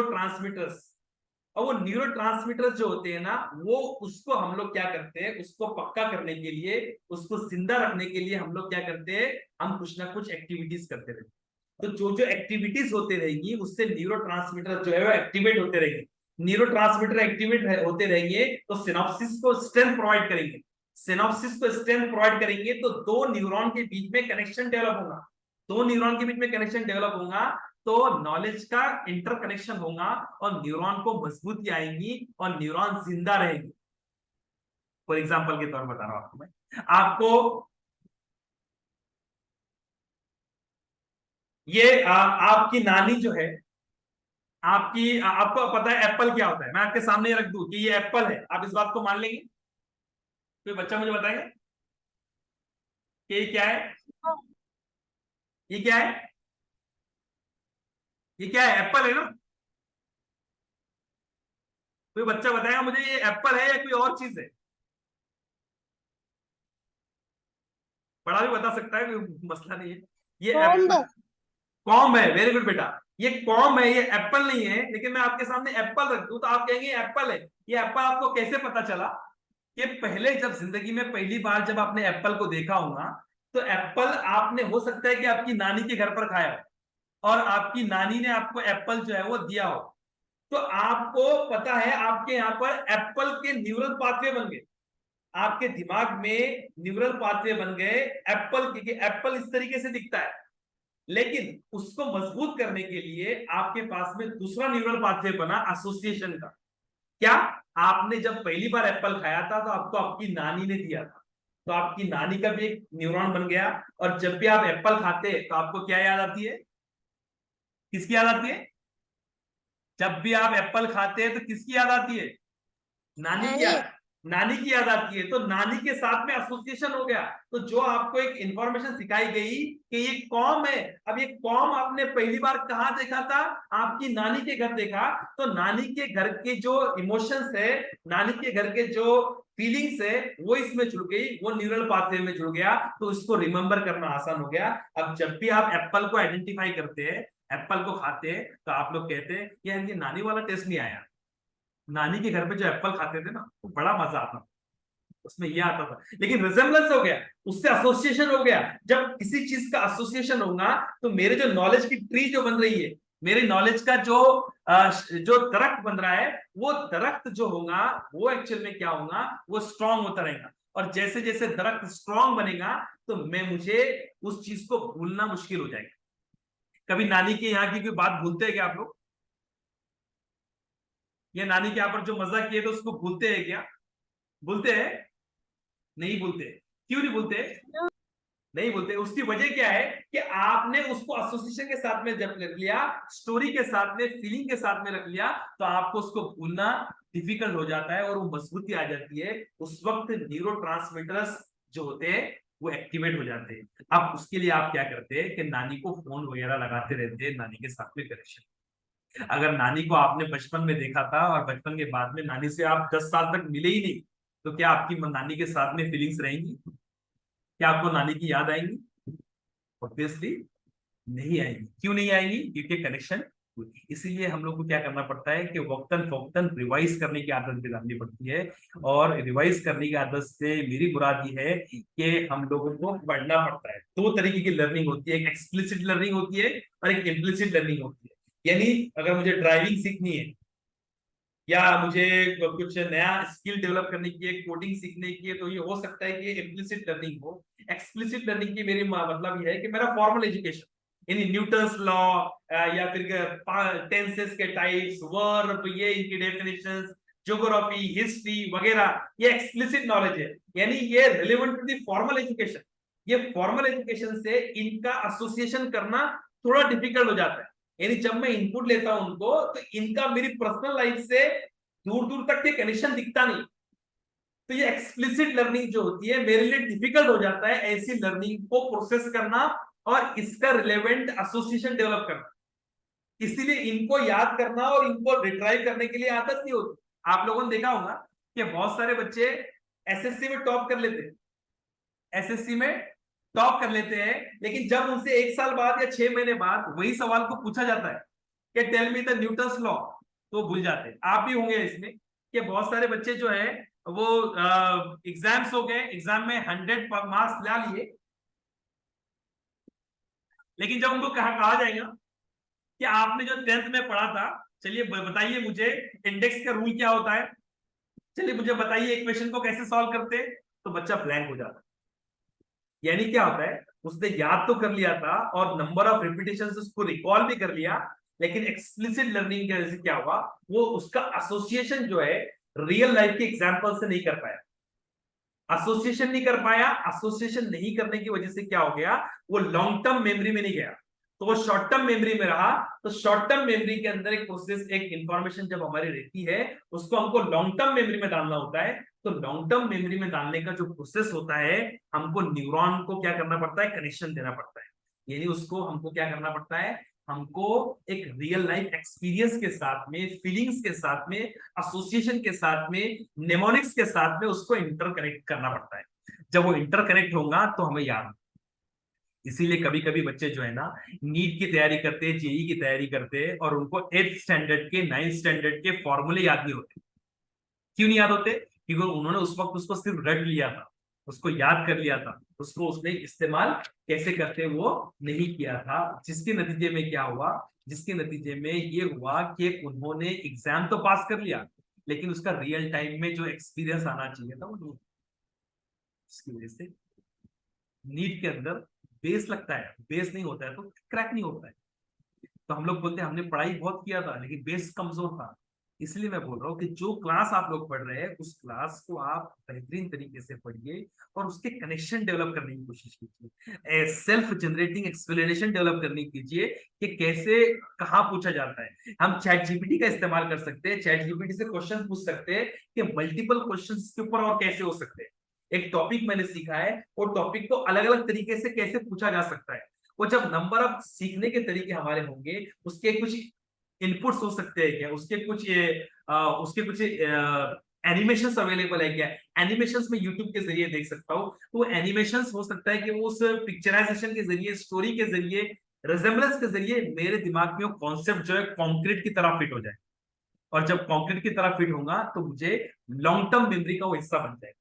जब वो लॉन्ग टर्म मेमोरी का हिस्सा बन जाएगा तो उससे मैं फ्रूटफुल रिजल्ट एक्वायर कर सकता हूँ फ्यूचर में। ये कुछ एक्सरसाइज है। चलो अभी बहुत ज्यादा टाइम हो गया, तो मैं अभी आपके साथ में कुछ एक्सरसाइज करता हूँ, वो आप एक्सरसाइज कीजिए। एंड न्यूरोबिक्स एक्सरसाइज होती है आपके, अब आप सब अपने जो वीडियोस उसको ऑन कर लीजिए, सब अपने वीडियोस को आप ऑन कर लीजिए। कभी कभी क्या होता है कि हम हमारे ब्रेन का पावर बढ़ाने की कोशिश नहीं करते। जब मैं ब्रेन का पावर बढ़ाने की कोशिश करता हूं तो मेरा ब्रेन जो है वो पावरफुल होता है। अब पावरफुल ब्रेन कब होता है, जब वो मोर एक्टिव हो। हमारा ब्रेन एक्टिव नहीं होता इसलिए वो लेजी बन जाता है, वो स्लीपी मोड में चला जाता है और वो उनकी वक्तन फक्तन एक्सरसाइज नहीं होती। तो ये कुछ एक्सरसाइजेस होती है जो हमको करनी है अभी, अगर आप इसको गौर करेंगे तो, या मैं आपको बता देता हूं, हम बाद में कभी इसको कर लेंगे इंशाल्लाह। ब्लाइंड फोल्डिंग एक्सरसाइज, एक एग्जांपल देता हूं आपको। एक लेडी है, एक लेडी जो है अपने घर में आती है, तो घर में आने से पहले वो अपने आंख को बंद कर लेती है, आंख को बंद कर लेती है और दरवाजा खोलती है। जब दरवाजा खोलती है तो दरवाजा खोलने के बाद में, दरवाजा खोलती है बगैर बगैर देखे, फिर वो जाती है फ्रिज की तरफ, वहां से पानी निकालती है, पानी पीती है, फिर वो जाती है अपने कमरे की तरफ, वहां से कपड़ में से कपड़े निकालती है, फिर वो जाती है टेबल की तरफ, वहां पर फ्रूट लेती है, फ्रूट को काटती है और खाना शुरू करती है। इस तरीके से वो सारी चीजें करती है। हालांकि वो लेडी देख सकती है लेकिन वो सारी चीजें करती है, क्यों करती है?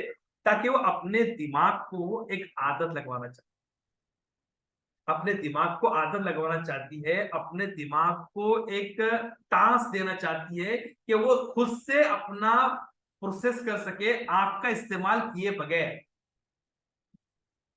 या फिर दूसरी एक टेक्निक है, draw map of your mind. कुछ जगह पर ऐसा टेस्ट किया गया कि टैक्सी ड्राइवरों को इकट्ठा किया गया, टैक्सी ड्राइवरों को इकट्ठा किया गया और उनको कहा गया कि आप अपने दिमाग में पूरे शहर का नक्शा बनाइए कि यहाँ पर टर्न है, यहाँ पर लेफ्ट है, यहाँ पर ये है, और वो बनाकर अपने दिमाग में रखिए और कुछ देर बाद उसको पेपर पे निकालिए। तो जब उनको आधे घंटे का वक्त दिया गया और अपने दिमाग में उन्होंने ड्रॉ किया नक्शा, तो बहुत सारे लोगों ने एग्जैक्ट जैसा शहर का नक्शा होता है वो नक्शा बना दिया। तो क्या होता है, हम अपने दिमाग को क्या करते हैं, हम अपने दिमाग को एक ऐसी आदत डालते हैं जिस आदत की वजह से हम हमें जनरली क्या होता है कि हम अपने दिमाग को इमेजिनेशन करने लगाते हैं। जब इमेजिनेशन करने लगाते हैं तो हमारा दिमाग जो है वो एक्टिव होता है। आप ऐसी एक्सरसाइज कर सकते हैं, 7 6 7 4 7 8, इस तरीके की टेक्निक होती है, ब्रीथिंग टेक्निक, जिसमें आप 1 2 3 4 5 6 7 8 करो और सांस लेते रहो। बाद में जब उसको नीचे आओ आप, तो आप ब्रीथिंग को छोड़िए। तो ब्रीथिंग एक्सरसाइज से क्या होता है कि आपका दिमाग का जो ऑक्सीजन लेवल है वो बढ़ता है और कभी कभी कम होता है। सपोज आप ब्रीथिंग ले रहे हैं तो आप एडुकेट ऑक्सीजन लेवल आपके दिमाग तक पहुंच रहा है कि नहीं पहुंच रहा है, हम इसकी फिक्र नहीं करते। मैजिकल फिंगर्स की कुछ टेक्निक होती है। मैजिकल फिंगर्स का मतलब होता है कि ये जो आपके फिंगर्स होते हैं, इनके जो टिप्स होते हैं, या न्यूरॉन एंडिंग कहते हैं इसको, न्यूरॉन एंडिंग्स, इसका कनेक्शन डायरेक्टली आपके दिमाग से होता है। तो आपने कभी कभी जो बहुत बड़े बड़े लोगों के इंटरव्यू देखा होगा, तो जो इंटरव्यू करते हैं, तो इंटरव्यू जब बोलते हैं तो इस तरीके से उनके हाथ होते हैं, इस तरीके से हाथ वो रखते हैं, इस तरीके से हाथ बैठेंगे। तो इलॉन मस्क अगर बैठेगा तो आप ऑब्जर्व करना, इस तरीके से हाथ रखेगा। तो ये फिंगर टिप्स पे जब वो प्रेस करते हैं, तो इसकी वजह से न्यूरॉन जो होते हैं, ब्रेन के न्यूरॉन न्यूरॉन जो है वो स्टिमुलेट करते हैं, वो ब्रेन के न्यूरॉन जो है वो एक्टिवेट हो जाते हैं और आंसर्स आपके सही निकलते हैं। तो आप इसकी एक्सरसाइज को ऐसे भी कर सकते हैं, ऐसा ऐसा करके भी कर सकते हैं, या फिर आप गेस्चर करके एक एक्सरसाइज होती है, इसमें आप अंगूठे को इस तरीके से दबाते हैं। आप 30 सेकंड तक इसको दबा के रखिए, फिर बाद में 30 सेकंड तक ऐसे दबा के रखिए और लॉन्ग ब्रीथिंग कीजिए। तो इससे क्या होता है कि आपके न्यूरॉन जो होते हैं, दिमाग के न्यूरॉन एक्टिवेट होते हैं। मैं ये सारी बातें क्यों कह रहा हूं कि कभी कभी क्या होता है कि हम हमारे दिमाग को जो एक्चुअली एक्टिवेट करना चाहिए, वो एक्टिवेट करने की प्रोसेस नहीं करते। टू मैस इन माइंड, कभी कभी हम लोग दिमाग को थोड़े बहुत एग्जांपल्स दें कि मतलब कुछ एक्टिविटी दिन में 5 मिनट की ऐसी करें कि रास्ते पे जब भी हम निकले, जो भी गाड़ियां दिखे, वो गाड़ियों के जो 4 नंबर होते हैं, पहले 2 नंबर को ऐड कीजिए प्लस दूसरे 2 नंबर को ऐड कीजिए, कितना फिगर आ रहा है दिमाग में कैलकुलेशन कीजिए। 4 7 2 8, तो 4 + 7 11, 2 8 + 10 10 + 11 21। तो ये जो मिनिमम एक्सरसाइज करते हैं हम लोग, तो हमारा ब्रेन जो है वो डेली लेवल के ऊपर जो होता है बड़ी जंग के लिए तैयार होता है। हैंड स्वैप कीजिए, एक हाथ ऐसा रखिए, एक हाथ ऐसा रखिए, बाद में एक हाथ ऐसा कर दीजिए, एक हाथ ऐसा कर दीजिए, ऐसा ऐसा ऐसा ऐसा, एक हाथ आपका खुला, एक हाथ आपका बंद, एक हाथ आपका खुला। तो ये जो एक्टिविटीज है, एक्टिविटीज से क्या होता है, आपका ब्लड सर्कुलेशन हो रहा है, और ये ब्लड सर्कुलेशन की वजह से आपका दिमाग में जो न्यूरॉन जा रहे हैं वो एक्टिवेट हो रहे हैं, और वो एक्टिवेट होने के बाद में आपका ब्रेन जो है वो उसकी डेली एक्सरसाइज हो रही है। शेड्यूल टेबल भी कर सकते हैं हम लोग, एक टेबल जो इसमें बहुत सारे नंबर्स होते हैं, एक नंबर्स को हम देख ले और नंबर्स को हम लोग रिकाउंटिंग करें। वॉलनट पे हाथ रख सकते हैं हम, 4 वॉलनट रख के एक हाथ से हम लोग उसको इस तरीके से रगड़े, 2 वॉलनट रगड़े, पहले नीचे रखे, ऊपर वाले हाथ से इसको रगड़े, या नीचे रखे ऊपर वाले हाथ से इसको इस तरीके से रगड़े। तो रगड़ने की वजह से क्या हो रहा है, रगड़ने की वजह से हमारे न्यूरॉन्स जो है वो एक्टिवेट हो रहे हैं। मल्टी कलर टेस्ट होता है, या ऐसा एक तरीका होता है, सपोज फॉर एग्जांपल मेरे पास में बहुत सारे कलर्स है, वो कलर के ऊपर नाम लिखे हुए, वो नाम लिखे हुए येलो, ब्लू, रेड, लेकिन उनकी जो कलर है वो अलग अलग है। तो हमको कलर देखना है, जो उसके ऊपर कलर है वो कलर को हमको बोलना है, जो लिखा हुआ है उसको नहीं बोलना है। तो उसमें हमारे जो आंख का कोऑर्डिनेशन जो होता है हमारे दिमाग के साथ में वो होता है। तो इस तरीके से न्यूरोपिक एक्सरसाइजेस होती है जो हमको डेली बेसिस पे 5-5 मिनट के लिए, 4-4 मिनट के लिए करनी होती है। कभी ब्लाइंड फोल्डिंग एक्सरसाइज करेंगे हम लोग, कभी draw map in your mind करेंगे, कभी ब्रीथिंग एक्सरसाइज करेंगे, कभी मैजिकल फिंगर्स की एक्सरसाइज करेंगे, कभी मैथ्स की एक्सरसाइज करेंगे, कभी गेस्चर की एक्सरसाइज करेंगे, कभी हैंड्स ऑफ की एक्सरसाइज करेंगे। इस तरीके से मैं अलग अलग एक्सरसाइज कर कर अपने ब्रेन को जो है वो एक्टिवेट कर सकता हूं। ये कुछ रूल्स है अपने दिमाग को कंट्रोल करने की। ओके, ठीक है। अगर आपका दिमाग आपके कंट्रोल में है, उसकी कुछ ना कुछ सिंबल्स होना चाहिए। वो क्या होते हैं, अगर आपका दिमाग आपके कंट्रोल में है, इट मींस दैट आपके एक स्पेसिफिक गोल है। जिनको अपना दिमाग कंट्रोल में करना आता है ना, वो सब कुछ कर सकते हैं जो दुनिया उनसे चाहती है।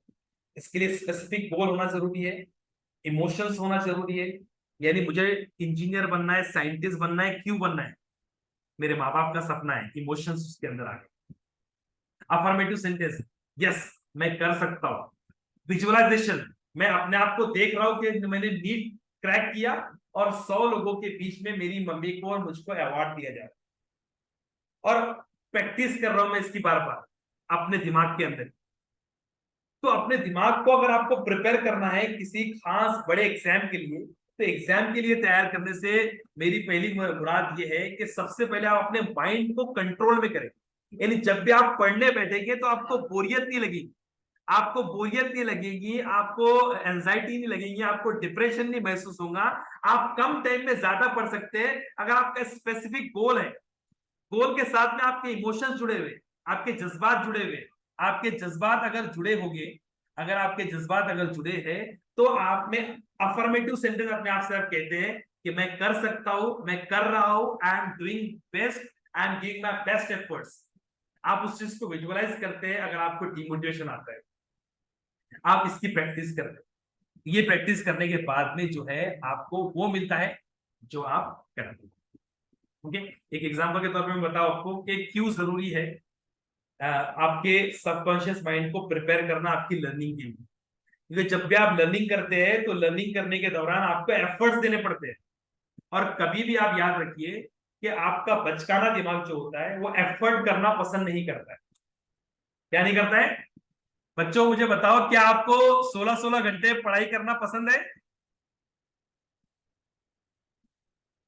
रोज रोज 16-16 घंटे पढ़ाई करना आपको अच्छा लगेगा? बच्चे बोलेंगे नहीं, बिल्कुल नहीं। क्यों नहीं लगेगा? क्योंकि आपका सबकॉन्शियस माइंड अभी ज्यादा एक्टिव है, और सबकॉन्शियस माइंड कभी भी नहीं चाहता है कि वो ज्यादा एफर्ट ले, ज्यादा मेहनत करे, ज्यादा मेहनत करे। क्यों? क्योंकि सबकॉन्शियस माइंड की आदत होती है कि वो भागता है, वो आसानियां तलाश करता है, वो कभी भी नहीं चाहता है कि उसको ज्यादा मुश्किलों में रखे। इसलिए बच्चे को कहते हैं ना कि आप ये कर लो, वो कर लो, फला कर लो, ढमका कर लो। वो बच्चा क्या करता है? उससे भागने की कोशिश करता है, क्योंकि हमारा सबकॉन्शियस माइंड जो है आसानियां देखता है। तो आसानियां देखता है, इसीलिए हमको क्या करना है, सबसे पहले उसके अंदर ये चीज आसान है और ये चीज हमारे लिए ही है। ये अगर मैसेज बार बार अफर्मेशन के जरिए उसके अंदर जाता है ना, तो बिहेवियर में चेंजेस आते हैं। बिहेवियर में चेंजेस आता है जब उसके सामने किताब रखी जाती है ना, तो किताब उसको फिर बोझ नहीं लगती। ओके, ये हमारा और एक तरीके से अगर हम लोग कहेंगे ना दिमाग को या सबकॉन्शियस माइंड को या कॉन्शियस माइंड को, तो लिम्बिक ब्रेन और नियोकॉर्टेक्स ब्रेन। यानी सबकॉन्शियस माइंड को नियोकॉर्टेक्स ब्रेन भी कह सकते हैं हम लोग, जो रैशनल करता है, लॉजिक लगाता है या एनालिटिक लगाता है। और अंदर का जो ब्रेन होता है हमारा सबकॉन्शियस माइंड, उसको हम लोग लिम्बिक ब्रेन भी कहते हैं। एक किताब है, वहां से मैं रेफरेंस दे रहा हूं, ये स्टार्ट विथ वाई, कि जो भी काम स्टार्ट कर रहे हो वाई से करें। क्यों? तो नियोकॉर्टेक्स ब्रेन जो है ना, वो हमारा जब भी है ना लॉजिक लगाता है। लॉजिक मतलब इस, वो हमारे जो भी इंफॉर्मेशन आती है, help to us to understand the fact, figures, complicated information and does not drive the behaviour. यानी उसके सामने अगर हम रखेंगे तो बोलेगा इतनी मेहनत क्यों करें, इतने एफर्ट्स क्यों दे, इतने एफर्ट्स करने के बाद में क्या मिलेगा। ये हमारा नियोकॉर्टेक्स दिमाग जो है वो इतने सारे सवाल क्यों के करते रहता है। हमारा लिम्बिक ब्रेन जो होता है वो, या कॉन्शियस माइंड जो होता है, वो फीलिंग्स के ऊपर काम करता है, वो इमोशंस के ऊपर काम करता है, वो ट्रस्ट के ऊपर काम करता है, और डिसीजन मेकिंग यही करता है। ये लैंग्वेज अंडरस्टैंड नहीं करता है, ये इमोशन को अंडरस्टैंड। तो अगर हम मेरे प्यारे बच्चों अपने दिमाग में रहे क्यों, why I am doing so, मैं क्यों कर रहा हूं ये सब, अगर ये उसके अंदर डाल दे कि मेरे माँ बाप को खुश करने के लिए, मेरे माँ बाप को सपना पहुंचाने के लिए, अपनी आइडेंटिटी के लिए, तो मेरे लिए आसान हो जाएगा एफर्ट देना। ये कुछ एफर्ट्स है, ये कुछ रीजंस है जिसकी वजह से हमारा कंसंट्रेशन नहीं लगता है। Why we don't have a concentration in studies? Why we can't develop concentration? उसके कुछ 6 reasons है, 6 procrastination triggers होते, जिनके बहुत सारे बच्चे बोलते हैं कि हमारा कंसंट्रेशन सर नहीं लग रहा है, हम कंसंट्रेशन डेवलप नहीं कर पा रहे हैं। उसके कुछ रीजंस है। पहला रीजन बोरिंग, कि पढ़ाई इतनी बोरिंग है कि हमको मजा नहीं आ रहा है, इतनी डिफिकल्ट है, इतने डिफिकल्ट कॉन्सेप्ट कैसे पढ़े जाएंगे सर, मैथ्स के फॉर्मूले देखे आपने, बहुत फ्रस्ट्रेटिंग है, अनस्ट्रक्चर है, एम्बिगिटी है। सर यहाँ पर ये चैप्टर में ये आ गया, फिर ये चैप्टर के ये टॉपिक में ये, तो यहाँ दूसरा आ गया। सर इतना अनस्ट्रक्चर है, इसलिए हमको समझ में नहीं आ रहा है। लैक ऑफ इंटरेस्टिंग रिवॉर्ड, हमें क्या मिलेगा कर कर, ये हमको समझ में नहीं आ रहा है। लैक ऑफ पर्सनल मीनिंग, हमारी जिंदगी से इसका कुछ फर्क, कुछ असर ऐसा हमको दिखता नजर नहीं आ रहा है। प्रोडक्टिविटी इंक्रीमेंट, इसके लिए आपको क्या करना पड़ेगा, ये 6 रीजंस को निकालने के लिए हमें प्रोडक्टिविटी इंक्रीमेंट करना पड़ेगा, फोकस डेवलप करना पड़ेगा। और उस फोकस डेवलप करने के लिए हम क्या कर सकते हैं, हमको बायोलॉजिकल प्राइम टाइम डेवलप करना पड़ेगा। ये बोरिंग को, डिफिकल्टी को, फ्रस्ट्रेटिंग को, unstructure, lack of intrinsic reward, lack of personal meaning, ये जो अलग अलग मेरे जो ये है टॉपिक्स है, अलग अलग मेरे जो मसले हैं, अलग अलग मेरे जो इश्यूज है, इन इश्यूज को अगर मुझे हटाना है तो मुझे क्या करना पड़ेगा, अपनी प्रोडक्टिविटी इंक्रीमेंट इंग्रेडिएंट्स होता है फोकस को डेवलप करने के लिए, यानी प्रोडक्टिविटी को जो बढ़ाने के लिए जो इंग्रेडिएंट्स लगते हैं उसमें सबसे बड़ा इंग्रेडिएंट है फोकस। अगर फोकस आ गया तो कंसंट्रेशन भी आ जाएगा। और वो कंसंट्रेशन कब आएगा, उसके लिए एक तरीका है biological prime time. Prime time देखा है ना आपने, सबसे ज्यादा प्राइम टाइम का मसला, सबसे ज्यादा टाइम न्यूज कब देखते हैं लोग, प्राइम टाइम में 9 बजे के बाद, या सुबह सुबह हो सकता है वो प्राइम टाइम, दोपहर में हो सकता है, उसको प्राइम टाइम कहा जाता है। तो मतलब how to get your brain to focus, उसके कुछ तरीके हैं। आपको अगर फोकस को डेवलप करना है तो आपको क्या करना पड़ेगा, फर्स्ट मोमेंटम देन प्रोडक्टिविटी। आपको पहले मोमेंटम गेन करना है, यानी अगर आपको बोरियत महसूस हो रही है, फ्रस्ट्रेशन लग रहा है, आपको इंट्रिंसिक रिवॉर्ड नहीं दिख रहा है, पर्सनल मीनिंग नहीं दिख रहा है, तो आप उसमें जाने से पहले आप क्या उससे हासिल करेंगे, इसके पहले आप मोमेंटम हासिल करें। यानी आपको कोई डिफिकल्ट टास्क दिख रहा है तो उसको छोटे पीसेस में बांट दीजिए। जापान की एक टेक्निक है काइजन, बड़े टास्क को छोटे टास्क में डिवाइड कर दीजिए। वो डिवाइड करने के बाद में वो टास्क को आप अपना काम समझिए, उससे क्या हो जाएगा, आपकी बड़ी डिफिकल्टी आपकी छोटी डिफिकल्टी बन जाएगी। ओके, सेकंड क्या करना है आपको, release tension and inter in the state of flow.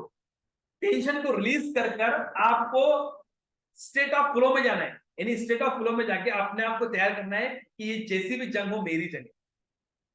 इस जंग में जाने के बाद में अब मुझे तैयारी करनी है, प्रिपरेशन करनी है। भाई मेरे जैसे 90% लोग हैं, मैं अकेला नहीं हूं, मैं अकेला नहीं हूं जो इस दुनिया में काम कर रहा हूं, मेरे जैसे बहुत सारे लोग से। ओके, थिंक मोर, हम ज्यादा सोचे और उस टेंशन को दूर करने की कोशिश करें और डीप वर्क करें। पहले मोमेंटम हासिल करें, छोटे छोटे पीसेस में उसको डिवाइड करें, टेंशन को रिलीज करें और डीप वर्क में जाने की कोशिश करें। देखो 2 तरीके के काम होते हैं, एक होता है शैलो वर्क, एक होता है डीप वर्क। शैलो वर्क मतलब हाँ किताब को ऐसा ले लिए और पढ़। डीप वर्क का होता है कंसंट्रेशन के साथ में, यानी जो मैं पढ़ रहा हूँ वो सारा मेरे दिमाग में जाए। तो how to develop the concentration, हमको डीप वर्क और शैलो वर्क में डिफरेंस समझना कि डीप वर्क करेंगे तो लॉन्ग टर्म मेमोरी में जाएगा, शॉर्ट टर्म मेमोरी। और अगर शैलो वर्क करा तो याद तो कर लेंगे, हम रट तो लेंगे, लेकिन हम लोग उसको लॉन्ग टर्म मेमोरी में ट्रांसफर नहीं कर सकते। ओके, अटेंशन हमारा रेसिड्यूज होगा और उसके लिए हमको क्या करना पड़ेगा, रूटीन्स डेवलप करना पड़ेगा। रूटीन डेवलप में monastic approach, bimodal approach, rhythmic approach, journalist approach, ये इस तरीके के 4 मॉड्यूल्स होते हैं। यानी हमको क्या करना पड़ेगा, कुछ देर के लिए अपने आप को, कुछ देर के लिए अपने आप को ढकेलना पड़ेगा, कुछ देर के लिए अपने आप को मोनास्टिक मोड में ढकेलना पड़ेगा। यानी जो मॉन्क्स होते, मॉन्क्स क्या करते हैं, वो ऐसे बढ़ जाते हैं अलग अलग पाठ पढ़ते हुए, या फिर आपको खानका के अंदर वो सिर्फ सुभान अल्लाह, अल्हम्दुलिल्लाह, ओम शांति ओम, जिस तरीके से वो एक ही काम के अंदर कॉन्सेंट्रेट करके अपने काम में लग जाते हैं, खाना पीना सब छोड़कर। तो हमको क्या करना पड़ेगा, हमको ऐसे अपने आप को ऐसे शेड्यूल में जहां पर रील्स है, शॉर्ट है, एंटरटेनमेंट बहुत है, वैसे मोड में कुछ देर के लिए बनना पड़ेगा। यानी 1 घंटे के लिए मैं मॉन्क्स बन जाऊंगा, 1 घंटे के लिए जब मैं मोनास्टिक अप्रोच हासिल कर लूंगा, 1 घंटे तक मैं दूसरा कोई काम देखूंगा ही नहीं। ये हो सकता है, या फिर मैं क्या कर सकता हूं कि मैं बाय मॉडल, या मैं 1 दिन तक कोई दूसरा काम नहीं करूं, या मैं हो सकता है कि 20 मिनट तक ये काम करूंगा, उसके बाद में कुछ दूसरा काम करूंगा, या फिर मैं जगह ही छोड़, एक मैं अपने एरिया के अंदर वहां चला जाऊंगा, वहां चला जाऊंगा तो मैं मॉन्क्स बन जाऊंगा, वहां चला जाऊंगा तो मैं सिर्फ पढ़ाई की बात करूंगा, मोबाइल को टच भी नहीं करूंगा। तो इस तरीके से मैं अपने आप को क्या कर सकता हूं, घंटों के लिए, दिन के लिए, या जगह, मैं अगर अपने रूम में आ गया हूं तो मेरे रूम के अंदर मैं सिर्फ पढ़ाई करूं, मुझे मोबाइल देखना है तो मैं बाहर देखूं।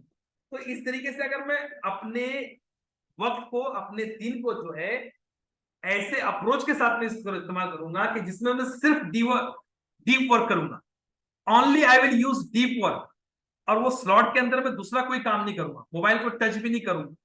ऐसे डीप वर्क करेंगे तो मेरा कॉन्सेंट्रेशन ग्रेजुअली आएगा मेरे, एक दिन के अंदर कॉन्सेंट्रेशन आने वाला नहीं। मेरे एग्जाम्पल के तौर पर मैं क्या कर रहा हूं आपको, ये मेरी किताब है, मुझको आज पढ़ाई करना है, तो मैं 1 घंटे के लिए जो है, 1 घंटे के लिए मैं मोबाइल को टच भी नहीं करूंगा, चाहे कितने भी नोटिफिकेशन आ जाए। या फिर मैं क्या करूंगा, मैं किसी एक खास मुकाम पर चला जाऊंगा, मुकाम पर मैं वहां से मैं जब जाऊंगा तो वहां पर मैं मोबाइल को या किसी दूसरे काम के बारे में सोचूंगा भी। अगर मैं ऐसा करता हूं तो मेरा कंसंट्रेशन ग्रेजुअली जो है वो डेवलप होना शुरू कर देता है। इसकी 3 स्ट्रेटेजीज और है। Prepare your day in 5 minutes. जब भी हमारा दिन निकले तो अपने आप को मैं 5 मिनट्स में तैयार करूं। और declare war on procrastination. Procrastination में मैं वॉर डिक्लेयर करूं।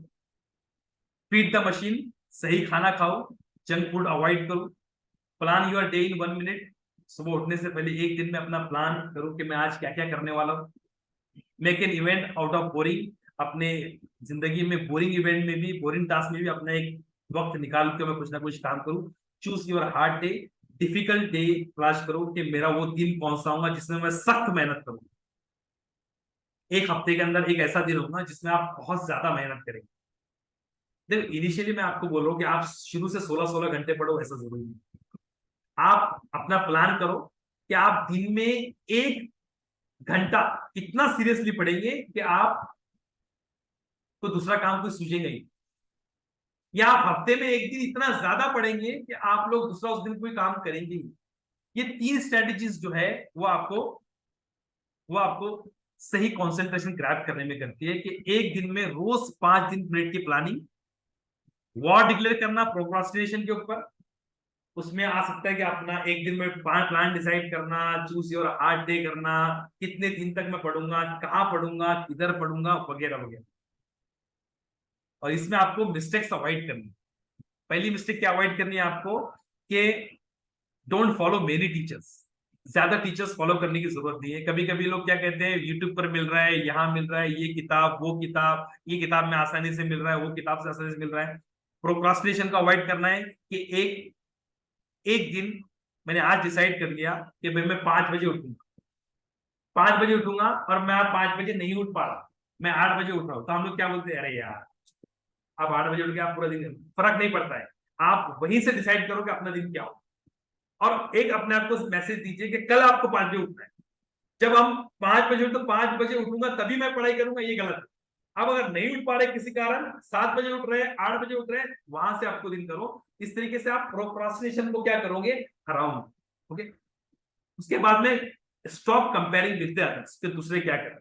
मेरा खुद का एक स्केड्यूल होना चाहिए, खुद का एक टाइम टेबल होना चाहिए। इससे क्या करूंगा मैं, मेरे टॉपर की स्ट्रेटेजी में मैं आ जाऊंगा, और स्मार्ट स्टडी टेक्निक्स पे मैं इस्तेमाल करूंगा। स्मार्ट स्टडी टेक्निक्स जो होती है वो अलग अलग होती है। Study in chunks. बहुत सारे लोगों को पढ़ने में तकलीफ होती है, फास्ट याद करने में तकलीफ होती है, या बोरियत महसूस होती है, तो फिर क्या करना है उसके लिए कि भाई मैं चंक्स में करूँ। मुझे 2 घंटे पढ़ने में तकलीफ हो रही है तो मैं सिर्फ 20 मिनट पढ़ूँ। बहुत सारे बच्चे होंगे ऐसे यहाँ पर जिनको 2 घंटा 1 घंटा पढ़ने में बड़ी तकलीफ होती है, या बहुत उनको लेजीनेस आती है, बहुत उनको बोरियत लगती है, मोबाइल से डिस्ट्रैक्शन हो जाता है, या भूख लगती है।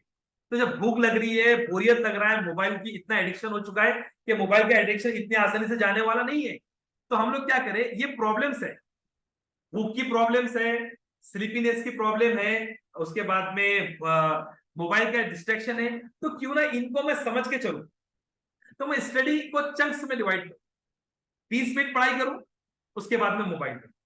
30 मिनट पढ़ाई करूं, उसके बाद में मोबाइल देखूं। तो क्या फर्क पड़ता है, अगर मैं 20 मिनट मोबाइल देखता हूं तो कोई प्रॉब्लम नहीं है, लेकिन मैं पढ़ तो रहा हूं ना। अगर मैं पढ़ रहा हूं तो मैं कोशिश क्या करूंगा कि मैं धीरे धीरे धीरे धीरे धीरे धीरे धीरे अपने आप को आदत डालूंगा कि मैं थोड़ा तो पढ़ रहा हूं।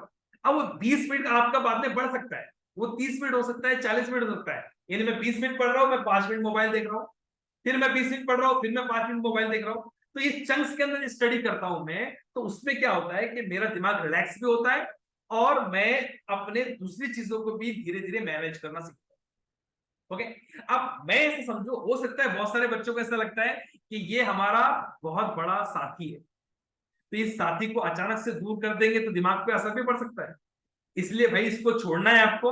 ये आपका साथी हो सकता है लेकिन इतना ज्यादा मुफीद नहीं है, तो इसको धीरे धीरे हटाने की कोशिश मैं करूंगा, इसको देखूंगा लेकिन दूसरे चीजों के साथ। तो साथ साथ में क्या होगा कि मैं स्टडी को चंक में अगर डिवाइड कर दूं तो 20 मिनट पढ़ाई 5 मिनट मोबाइल, 20 मिनट पढ़ाई 5 मिनट मोबाइल, ये कर सकते। दूसरा एक तरीका है कि स्टडी 80-20 का पैटर्न, कि जब मैं पढ़ाई करूं तो पढ़ाई करने के दौरान मुझे एक अपने आप को एक सिग्नल देना है। वो सिग्नल देना क्या है कि भाई मैं जब पढ़ाई कर रहा हूं तो पढ़ाई करने के दौरान मैं ये देखूं पहले कि कितना चीज इंपॉर्टेंट है। दुनिया के अंदर 80-20 का एक प्रिंसिपल होता है, ओके। वो 80-20 का प्रिंसिपल ये बोलता है कि 80% जो सिलेबस होता है उसमें इतने क्वेश्चंस नहीं आते जितना 20% के क्वेश्चंस एग्जाम में आते हैं। तो पहले आप क्या करो, उस 80% को दिमाग में रखो कि वो 80% क्या है, ओके। या फिर 80% रीड करो, 20% रीड करो और 80% को रिसाइट, ओके। या फिर स्पेस रिपीटेशन, तो अलग अलग रिपीटेशन, मतलब अगर मैं पढ़ रहा हूं उसके कुछ देर बाद में उसको रिपीट कर रहा हूं, रिवाइज कर रहा हूं। स्टडी लाइक अ टीचर, आप ऐसे पढ़ाई करो कि आपको किसको सिखाना है, ओके। SQ3R टेक्निक्स, सर्वे, क्वेश्चन, रीड, रिसाइट, रिव्यू, इस तरीके की टेक्निक होती है कि एक चैप्टर है, एक चैप्टर में कितने सब चैप्टर्स है, कितने क्वेश्चंस है, ये मैंने सर्वे कर लिया, ये सर्वे कर लिया मैंने। उसके बाद में क्वेश्चंस कितने हैं वो क्वेश्चंस को आइडेंटिफाई कर लिया पहले, फिर सब टॉपिक कितने, वो सब टॉपिक में कितने क्वेश्चंस के आंसर कवर हो रहे हैं, मैं उसको पढ़ूंगा। तो मैं फिर बाद में क्या करता हूँ, उसको रीड करता हूँ, उसको रिसाइट करने की कोशिश करता हूँ, फिर किताब को बंद करता हूँ, उसको रिव्यू। तो इसको कहते हैं SQ3R टेक्निक्स। फिर कुछ टेक्निक ऐसी होती है जिसमें हम लोग नेमोनिक्स का इस्तेमाल करते हैं। ये देखो यहाँ पर दिख रहा है सोका टोआ, सोका टोआ। सोका टोआ से मुराद मेरी क्या है, जो बच्चे 9th स्टैंडर्ड में होंगे या 10th स्टैंडर्ड में होंगे वो समझेंगे कि साइन का फॉर्मूला क्या है। कोई बताएगा मुझे साइन थीटा का फॉर्मूला क्या है? साइन थीटा का फॉर्मूला है अपोजिट अपॉन हाइपोटेनियस। तो एस फॉर साइन, अपोजिट का ओ, हाइपोटेनियस। और कॉस का फॉर्मूला क्या है? Adjacent divided by hypotenuse. तो मतलब कॉस का फॉर्मूला है AH, adjacent upon hypotenuse. tan का फॉर्मूला क्या है? Opposite upon adjacent. तो ये अगर फॉर्मूला याद रखने में हमको प्रॉब्लम हो रही है तो इट मींस दैट हमको ऐसी कोई नज़म, ऐसा कोई गीत, ऐसा कोई नेमोनिक्स, ऐसी कोई स्टोरी बनानी पड़ेगी जिसको नेमोनिक्स कहते हैं। अब जब YouTube पर आप सर्च करते हैं तो आपका टॉपिक डालिए, आप वो टॉपिक से रिलेटेड, चाहे वो पीरियोडिक टेबल हो, चाहे वो किसी मैथ्स के फॉर्मूले हो, चाहे वो ट्रिग्नोमेट्री के फॉर्मूले हो, ट्रिक हो, ये सारी चीजें जो है यूट्यूब के ऊपर आपको इसके निमोनिक्स अवेलेबल है। अवेलेबल नहीं है तो आप अपने तौर पे बना लीजिए। मैंने क्या बनाया अभी? सोकाटोवा। सोकाटोवा मतलब भाई सोकाटोवा अगर याद रखता हूं मैं तो एक सेंटेंस में याद रख रहा हूं तो मुझे साइन का फॉर्मूला भी याद हो रहा है, मुझे कॉस का फॉर्मूला भी रिवाइज हो रहा है और मेरा टैन का फॉर्मूला भी रिवाइज, तो मुझे कंफ्यूजन क्रिएट होने की जरूरत है। अब इसकी मदद से मैं सेक का फॉर्मूला निकाल सकता हूँ, कोसेक का फॉर्मूला निकाल सकता हूँ और कॉट थीटा का फॉर्मूला भी निकाल सकता हूँ। तो ये सारी चीजें जो मैं अगर अपने दिमाग के अंदर बनाने की कोशिश करता हूं तो मैंने क्या किया, जो इनपुट मिला वो इनपुट को अपने साथ में एसोसिएशन किया किसी गाने से या किसी सेंटेंस, तो मुझे रिवाइज करने में आसानी हो जाए। नोट्स बनाना बेहतर तरीके से, नोट्स किस तरीके से बनाना है, क्या बनाना है, ये बहुत जरूरी हो जाता है कि आप नोट्स किस तरीके से बनाएं और कितने फ्रूटफुल तरीके से आप नोट्स बनाएं। नोट्स आप कम टाइम के अंदर बनाएं और नोट्स में कौन कौन से बुलेट पॉइंट हो, नोट्स आपको क्यों जरूरी है, ये बहुत ज्यादा जरूरी हो जाता है हमारे। अगर आप कोशिश करो कि ज्यादातर आप नोट्स इसलिए बनाते हैं कि आप अपने फोकस को डेवलप करें, अपने आप क्या करते हैं जब रिवाइज करें तो रिवाइज करते वक्त आप फटाफट फास्ट तरीके से उसको एक्वायर करने की कोशिश करें। अगर वो एक्वायर नहीं कर पा रहे आप तो इसलिए आप क्या करते हैं कि आप बड़ी किताब को रिवाइज ना करते हुए छोटे छोटे बुलेट पॉइंट्स को आप रिवाइज करें। इसलिए आप नोट्स बनाइए। टाइम टेबल बहुत जरूरी है। सूरज का टाइम है, चांद का टाइमिंग है, लेकिन हमारा टाइम टेबल। तो आप दिन में हफ्ते का टाइम टेबल बना लीजिए। 6 महीने एग्जाम को बाकी के, तो 6 महीने में मेरा अल्टीमेट गोल है इतने चैप्टर्स को खत्म करना। तो मैं किस तरीके से अपने आप को प्रिपेयर करूं, कितनी किस तरीके से प्रिपेयर करूं, कितने घंटे में मोबाइल को दूं, कितने घंटे में टीवी को दूं, कितने घंटे में स्कूल जा रहा हूँ, कितने घंटे में क्लास जा रहा हूँ, इस तरीके से कितने घंटे की मेरी स्लीप होनी चाहिए, मैं कहाँ पर बैठूंगा, कहाँ पर पढ़ाई करूंगा, ये सब डिसाइड करने के लिए डिफरेंट टेक्निक्स मेरे लिए यूजफुल है।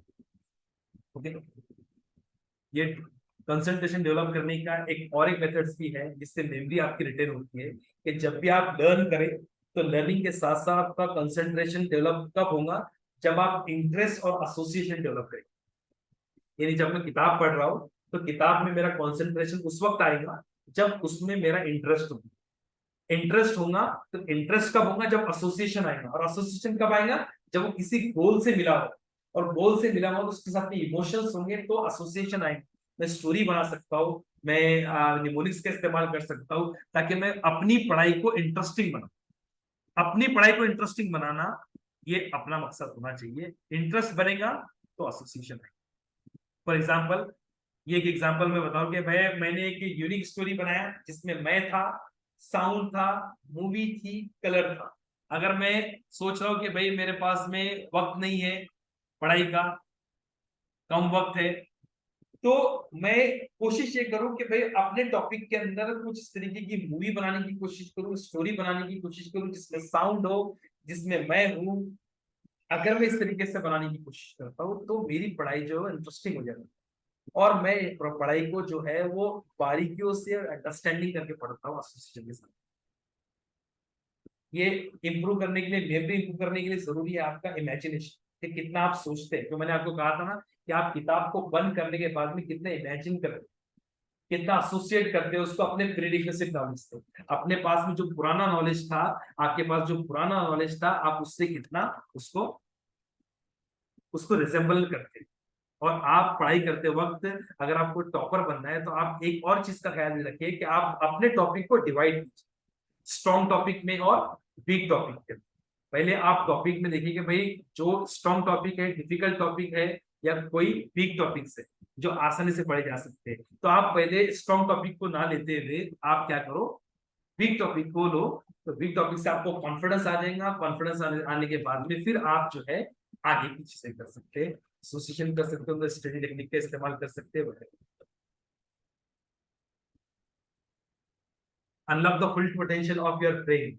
ओके, आपको अपने ब्रेन का पोटेंशियल को अगर अनलॉक करने का है तो एक और एक तरीका है, व्हाट द थिंक।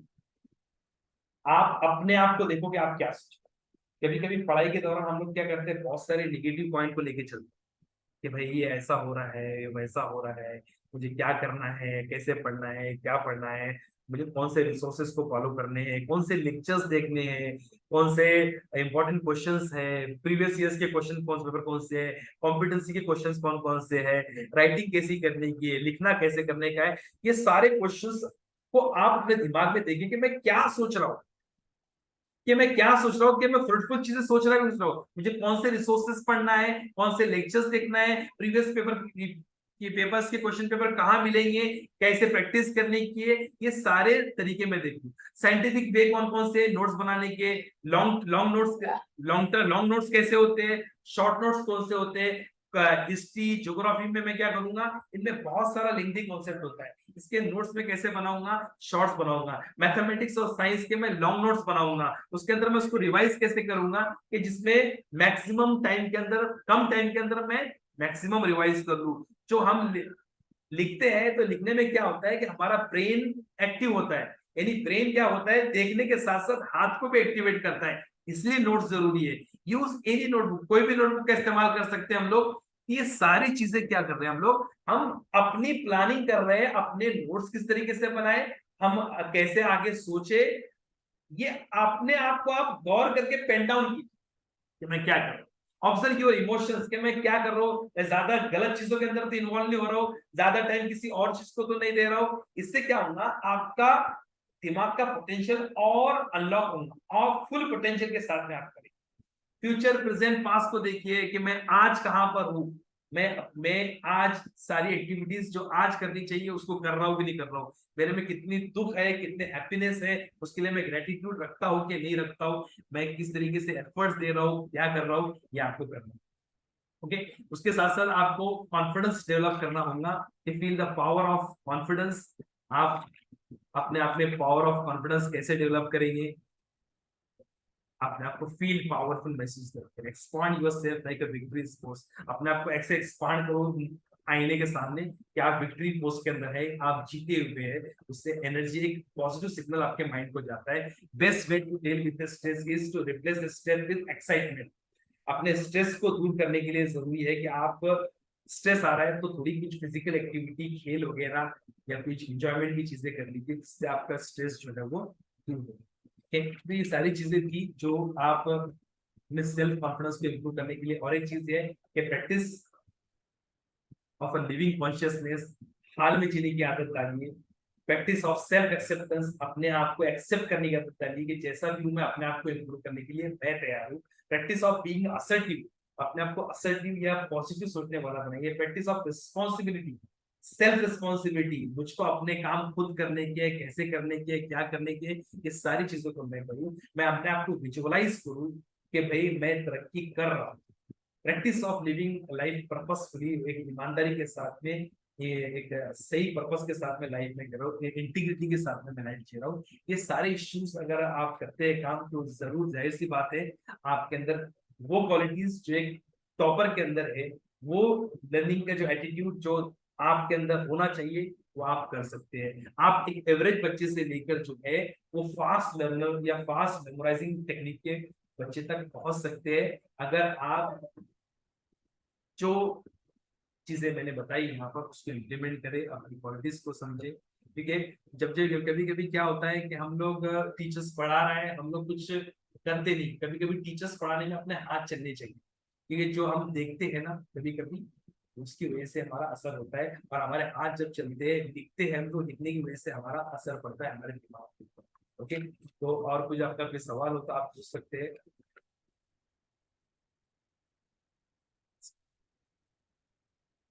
थोड़ा सेशंस मेरा लंबा हो गया, थोड़ा टॉपिक होते, क्योंकि मैंने बहुत सारे टॉपिक को थोड़ा कंसाइज और थोड़ा उसको रिड्यूस करने की कोशिश किया। इंशाल्लाह कभी फ्यूचर में हम लोग और कोई सेशंस लेंगे तो उसमें एक एक अलग अलग डिफरेंट टॉपिक के ऊपर भी हम लोग बात करेंगे और डिस्कशन करेंगे। किसी को कुछ सवाल पूछना है तो वो सवाल पूछ सकता है, और या फिर किसी को कोई डाउट है, कोई टॉपिक समझा नहीं हो, ये मेरा नंबर है, इस नंबर पर भी आप मुझे व्हाट्सअप कर सकते हैं, and you would be always in my touch whenever you feel that this kind of problems we are facing, so I am there to handle those issues. इस तरीके से हम लोग वक्तन फोक्तन जो है अलग अलग सेशंस को ऑर्गेनाइज करने की कोशिश करेंगे। और एक मॉड्यूल हमने शुरू करने की कोशिश किया है कि एक लॉन्ग टर्म एसोसिएशन हमारे साथ में है। ये तो एक खैर टॉपिक था लर्निंग के ताल्लुक से, कभी कभी एक पर्टिकुलर टॉपिक या पर्टिकुलर सब्जेक्ट को किस तरीके से पढ़ेंगे हम लोग, यहाँ पर वो बताना बड़ा डिफिकल्ट था, क्योंकि यहाँ पर जो बच्चे थे वो फर्स्ट स्टैंडर्ड से लेकर ग्रेजुएशन तक के बच्चे थे, इसलिए मैं किसी खास एग्जाम्पल को देखकर, किसी खास मौजू को लेकर नहीं कर, अभी जो 10th स्टैंडर्ड के बच्चे, 12th स्टैंडर्ड के बच्चे, इनके लिए इंडिविजुअल कस्टमाइज तौर पर भी हम लोग बात कर सकते हैं। इसीलिए हम लोगों ने एक इनिशिएटिव शुरू किया है कि जिसमें हम लोग लॉन्ग टर्म मेंटोरशिप का कॉन्सेप्ट शुरू कर रहे हैं। यानी अगर आपको आपके बच्चे के साथ में लॉन्ग टर्म मेंटोर चाहिए, तो हम लॉन्ग टर्म मेंटोर के साथ में आपके साथ में काम करने के लिए तैयार है। हफ्ते के अंदर, महीने के अंदर, साल में, पूरा साल आपके बच्चे के साथ में टिल द ग्रेजुएशन के लिए हम आपके साथ में रहेंगे। पूरा रोड मैप हम उसको पेश करेंगे, रोड मैप में उसको अलग अलग टास्क किस तरीके से देने का है, हफ्ते के टास्क क्या देने के, महीने के टास्क क्या देने के, अपने विजन तक पहुंचने के लिए कौन से सब्जेक्ट पे फोकस करने का है, कौन से सब्जेक्ट को कैसे पढ़ने का है, और अपने करियर के ताल्लुक से सिर्फ करियर का गाइडेंस 10वीं में नहीं, आपका बच्चा जो भी क्लास में हो, हमारा साल वाला अगर आप मॉड्यूल उसमें इनरोल करते हैं, तो उस मखसूस टाइम के लिए साल भर आपके बच्चे की मेंटोरिंग हम करेंगे, आपके साथ साथ आपको सपोर्ट प्रोवाइड करेंगे। एक मिनिमम अमाउंट उसकी फीस की रहेगी, जो मिनिमम अमाउंट के साथ आपके बच्चे के साथ में हम सेशंस भी लेंगे, उसकी प्रोग्रेस को भी मेंटेन करें, मॉनिटर करेंगे, और जो भी इनपुट्स लगते हैं जो भी रोमअप प्रोवाइड कर सकते हैं हम लोग, कोई भी सजेशंस प्रोवाइड कर सकते हैं उसकी साइकोलॉजिकल मेंटल हेल्थ को मेंटेन करने के लिए, उसकी साइकोलॉजी उसकी उसके डिप्रेशन को हटाने के लिए, उसकी एंजाइटी को हटाने के लिए, उसका समाजी लाइफ, उसकी प्रोफेशनल लाइफ, एकेडमिक लाइफ को मेंटेन करने के लिए जैसे भी time management, goal management, anxiety management, depression management, इस तरीके के अलग अलग सब टॉपिक को कवर कर कर साल भर वो हमारे साथ में मेंटरशिप में रहेगा। ऐसा हमने एक मॉड्यूल शुरू किया है। अगर आप बच्चे को करवाना चाहते हो तो आप मुझे व्हाट्सएप कीजिए, मैं उसकी सारी डिटेल्स आपको शेयर करूँ। किसी को कुछ पूछना है तो पूछ सकते हैं,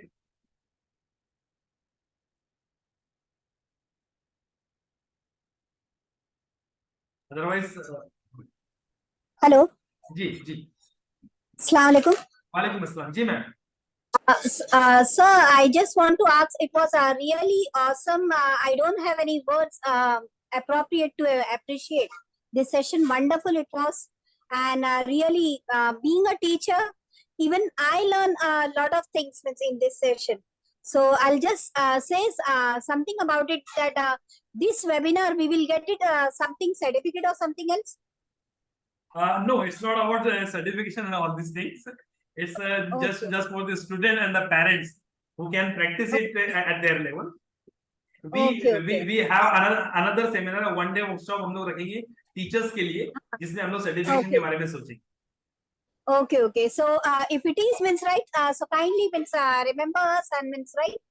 We Okay. want to enroll for this. Yeah. But I have another webinar also in the coming days. Role of a parents and teacher in building the career.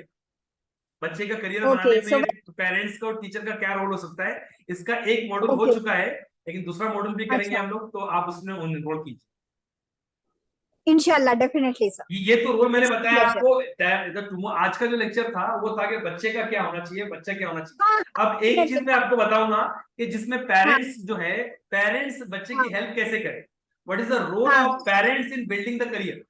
तो वो जो होता है that is specifically for the teachers and the parents. Parents के लिए रहेगा, उसमें बच्चे अलाउड नहीं रहेंगे। Okay fine, thank you sir, जज़ाकल्लाह खैर। Welcome ma'am, thanks for a good feedback. और किसी को कुछ पूछना है so that we could end of this session. हम लोग अगले सेशंस भी रखेंगे, तो आपसे उम्मीद है कि आप हर सेशंस के अंदर एनरोल करें, रजिस्टर करें और उससे फायदा उठाएं। इस लेक्चर्स की रिकॉर्डिंग भी हमने करने की कोशिश किया है, अगर जरूरत पड़े तो हम उसको यूट्यूब पे डालने की भी कोशिश करेंगे। जज़ाकल्लाह खैर। किसी को कुछ पूछना है या फिर आप मुझे सिग्नल दीजिए थम्स अप करके कि हम इसको एंड करते हैं, और आपका फीडबैक जो है वो पॉजिटिव है। Otherwise, if you have any negative feedback, then also you can say any scope of improvement of these things. Otherwise, you can show me the thumb so that I could end this session.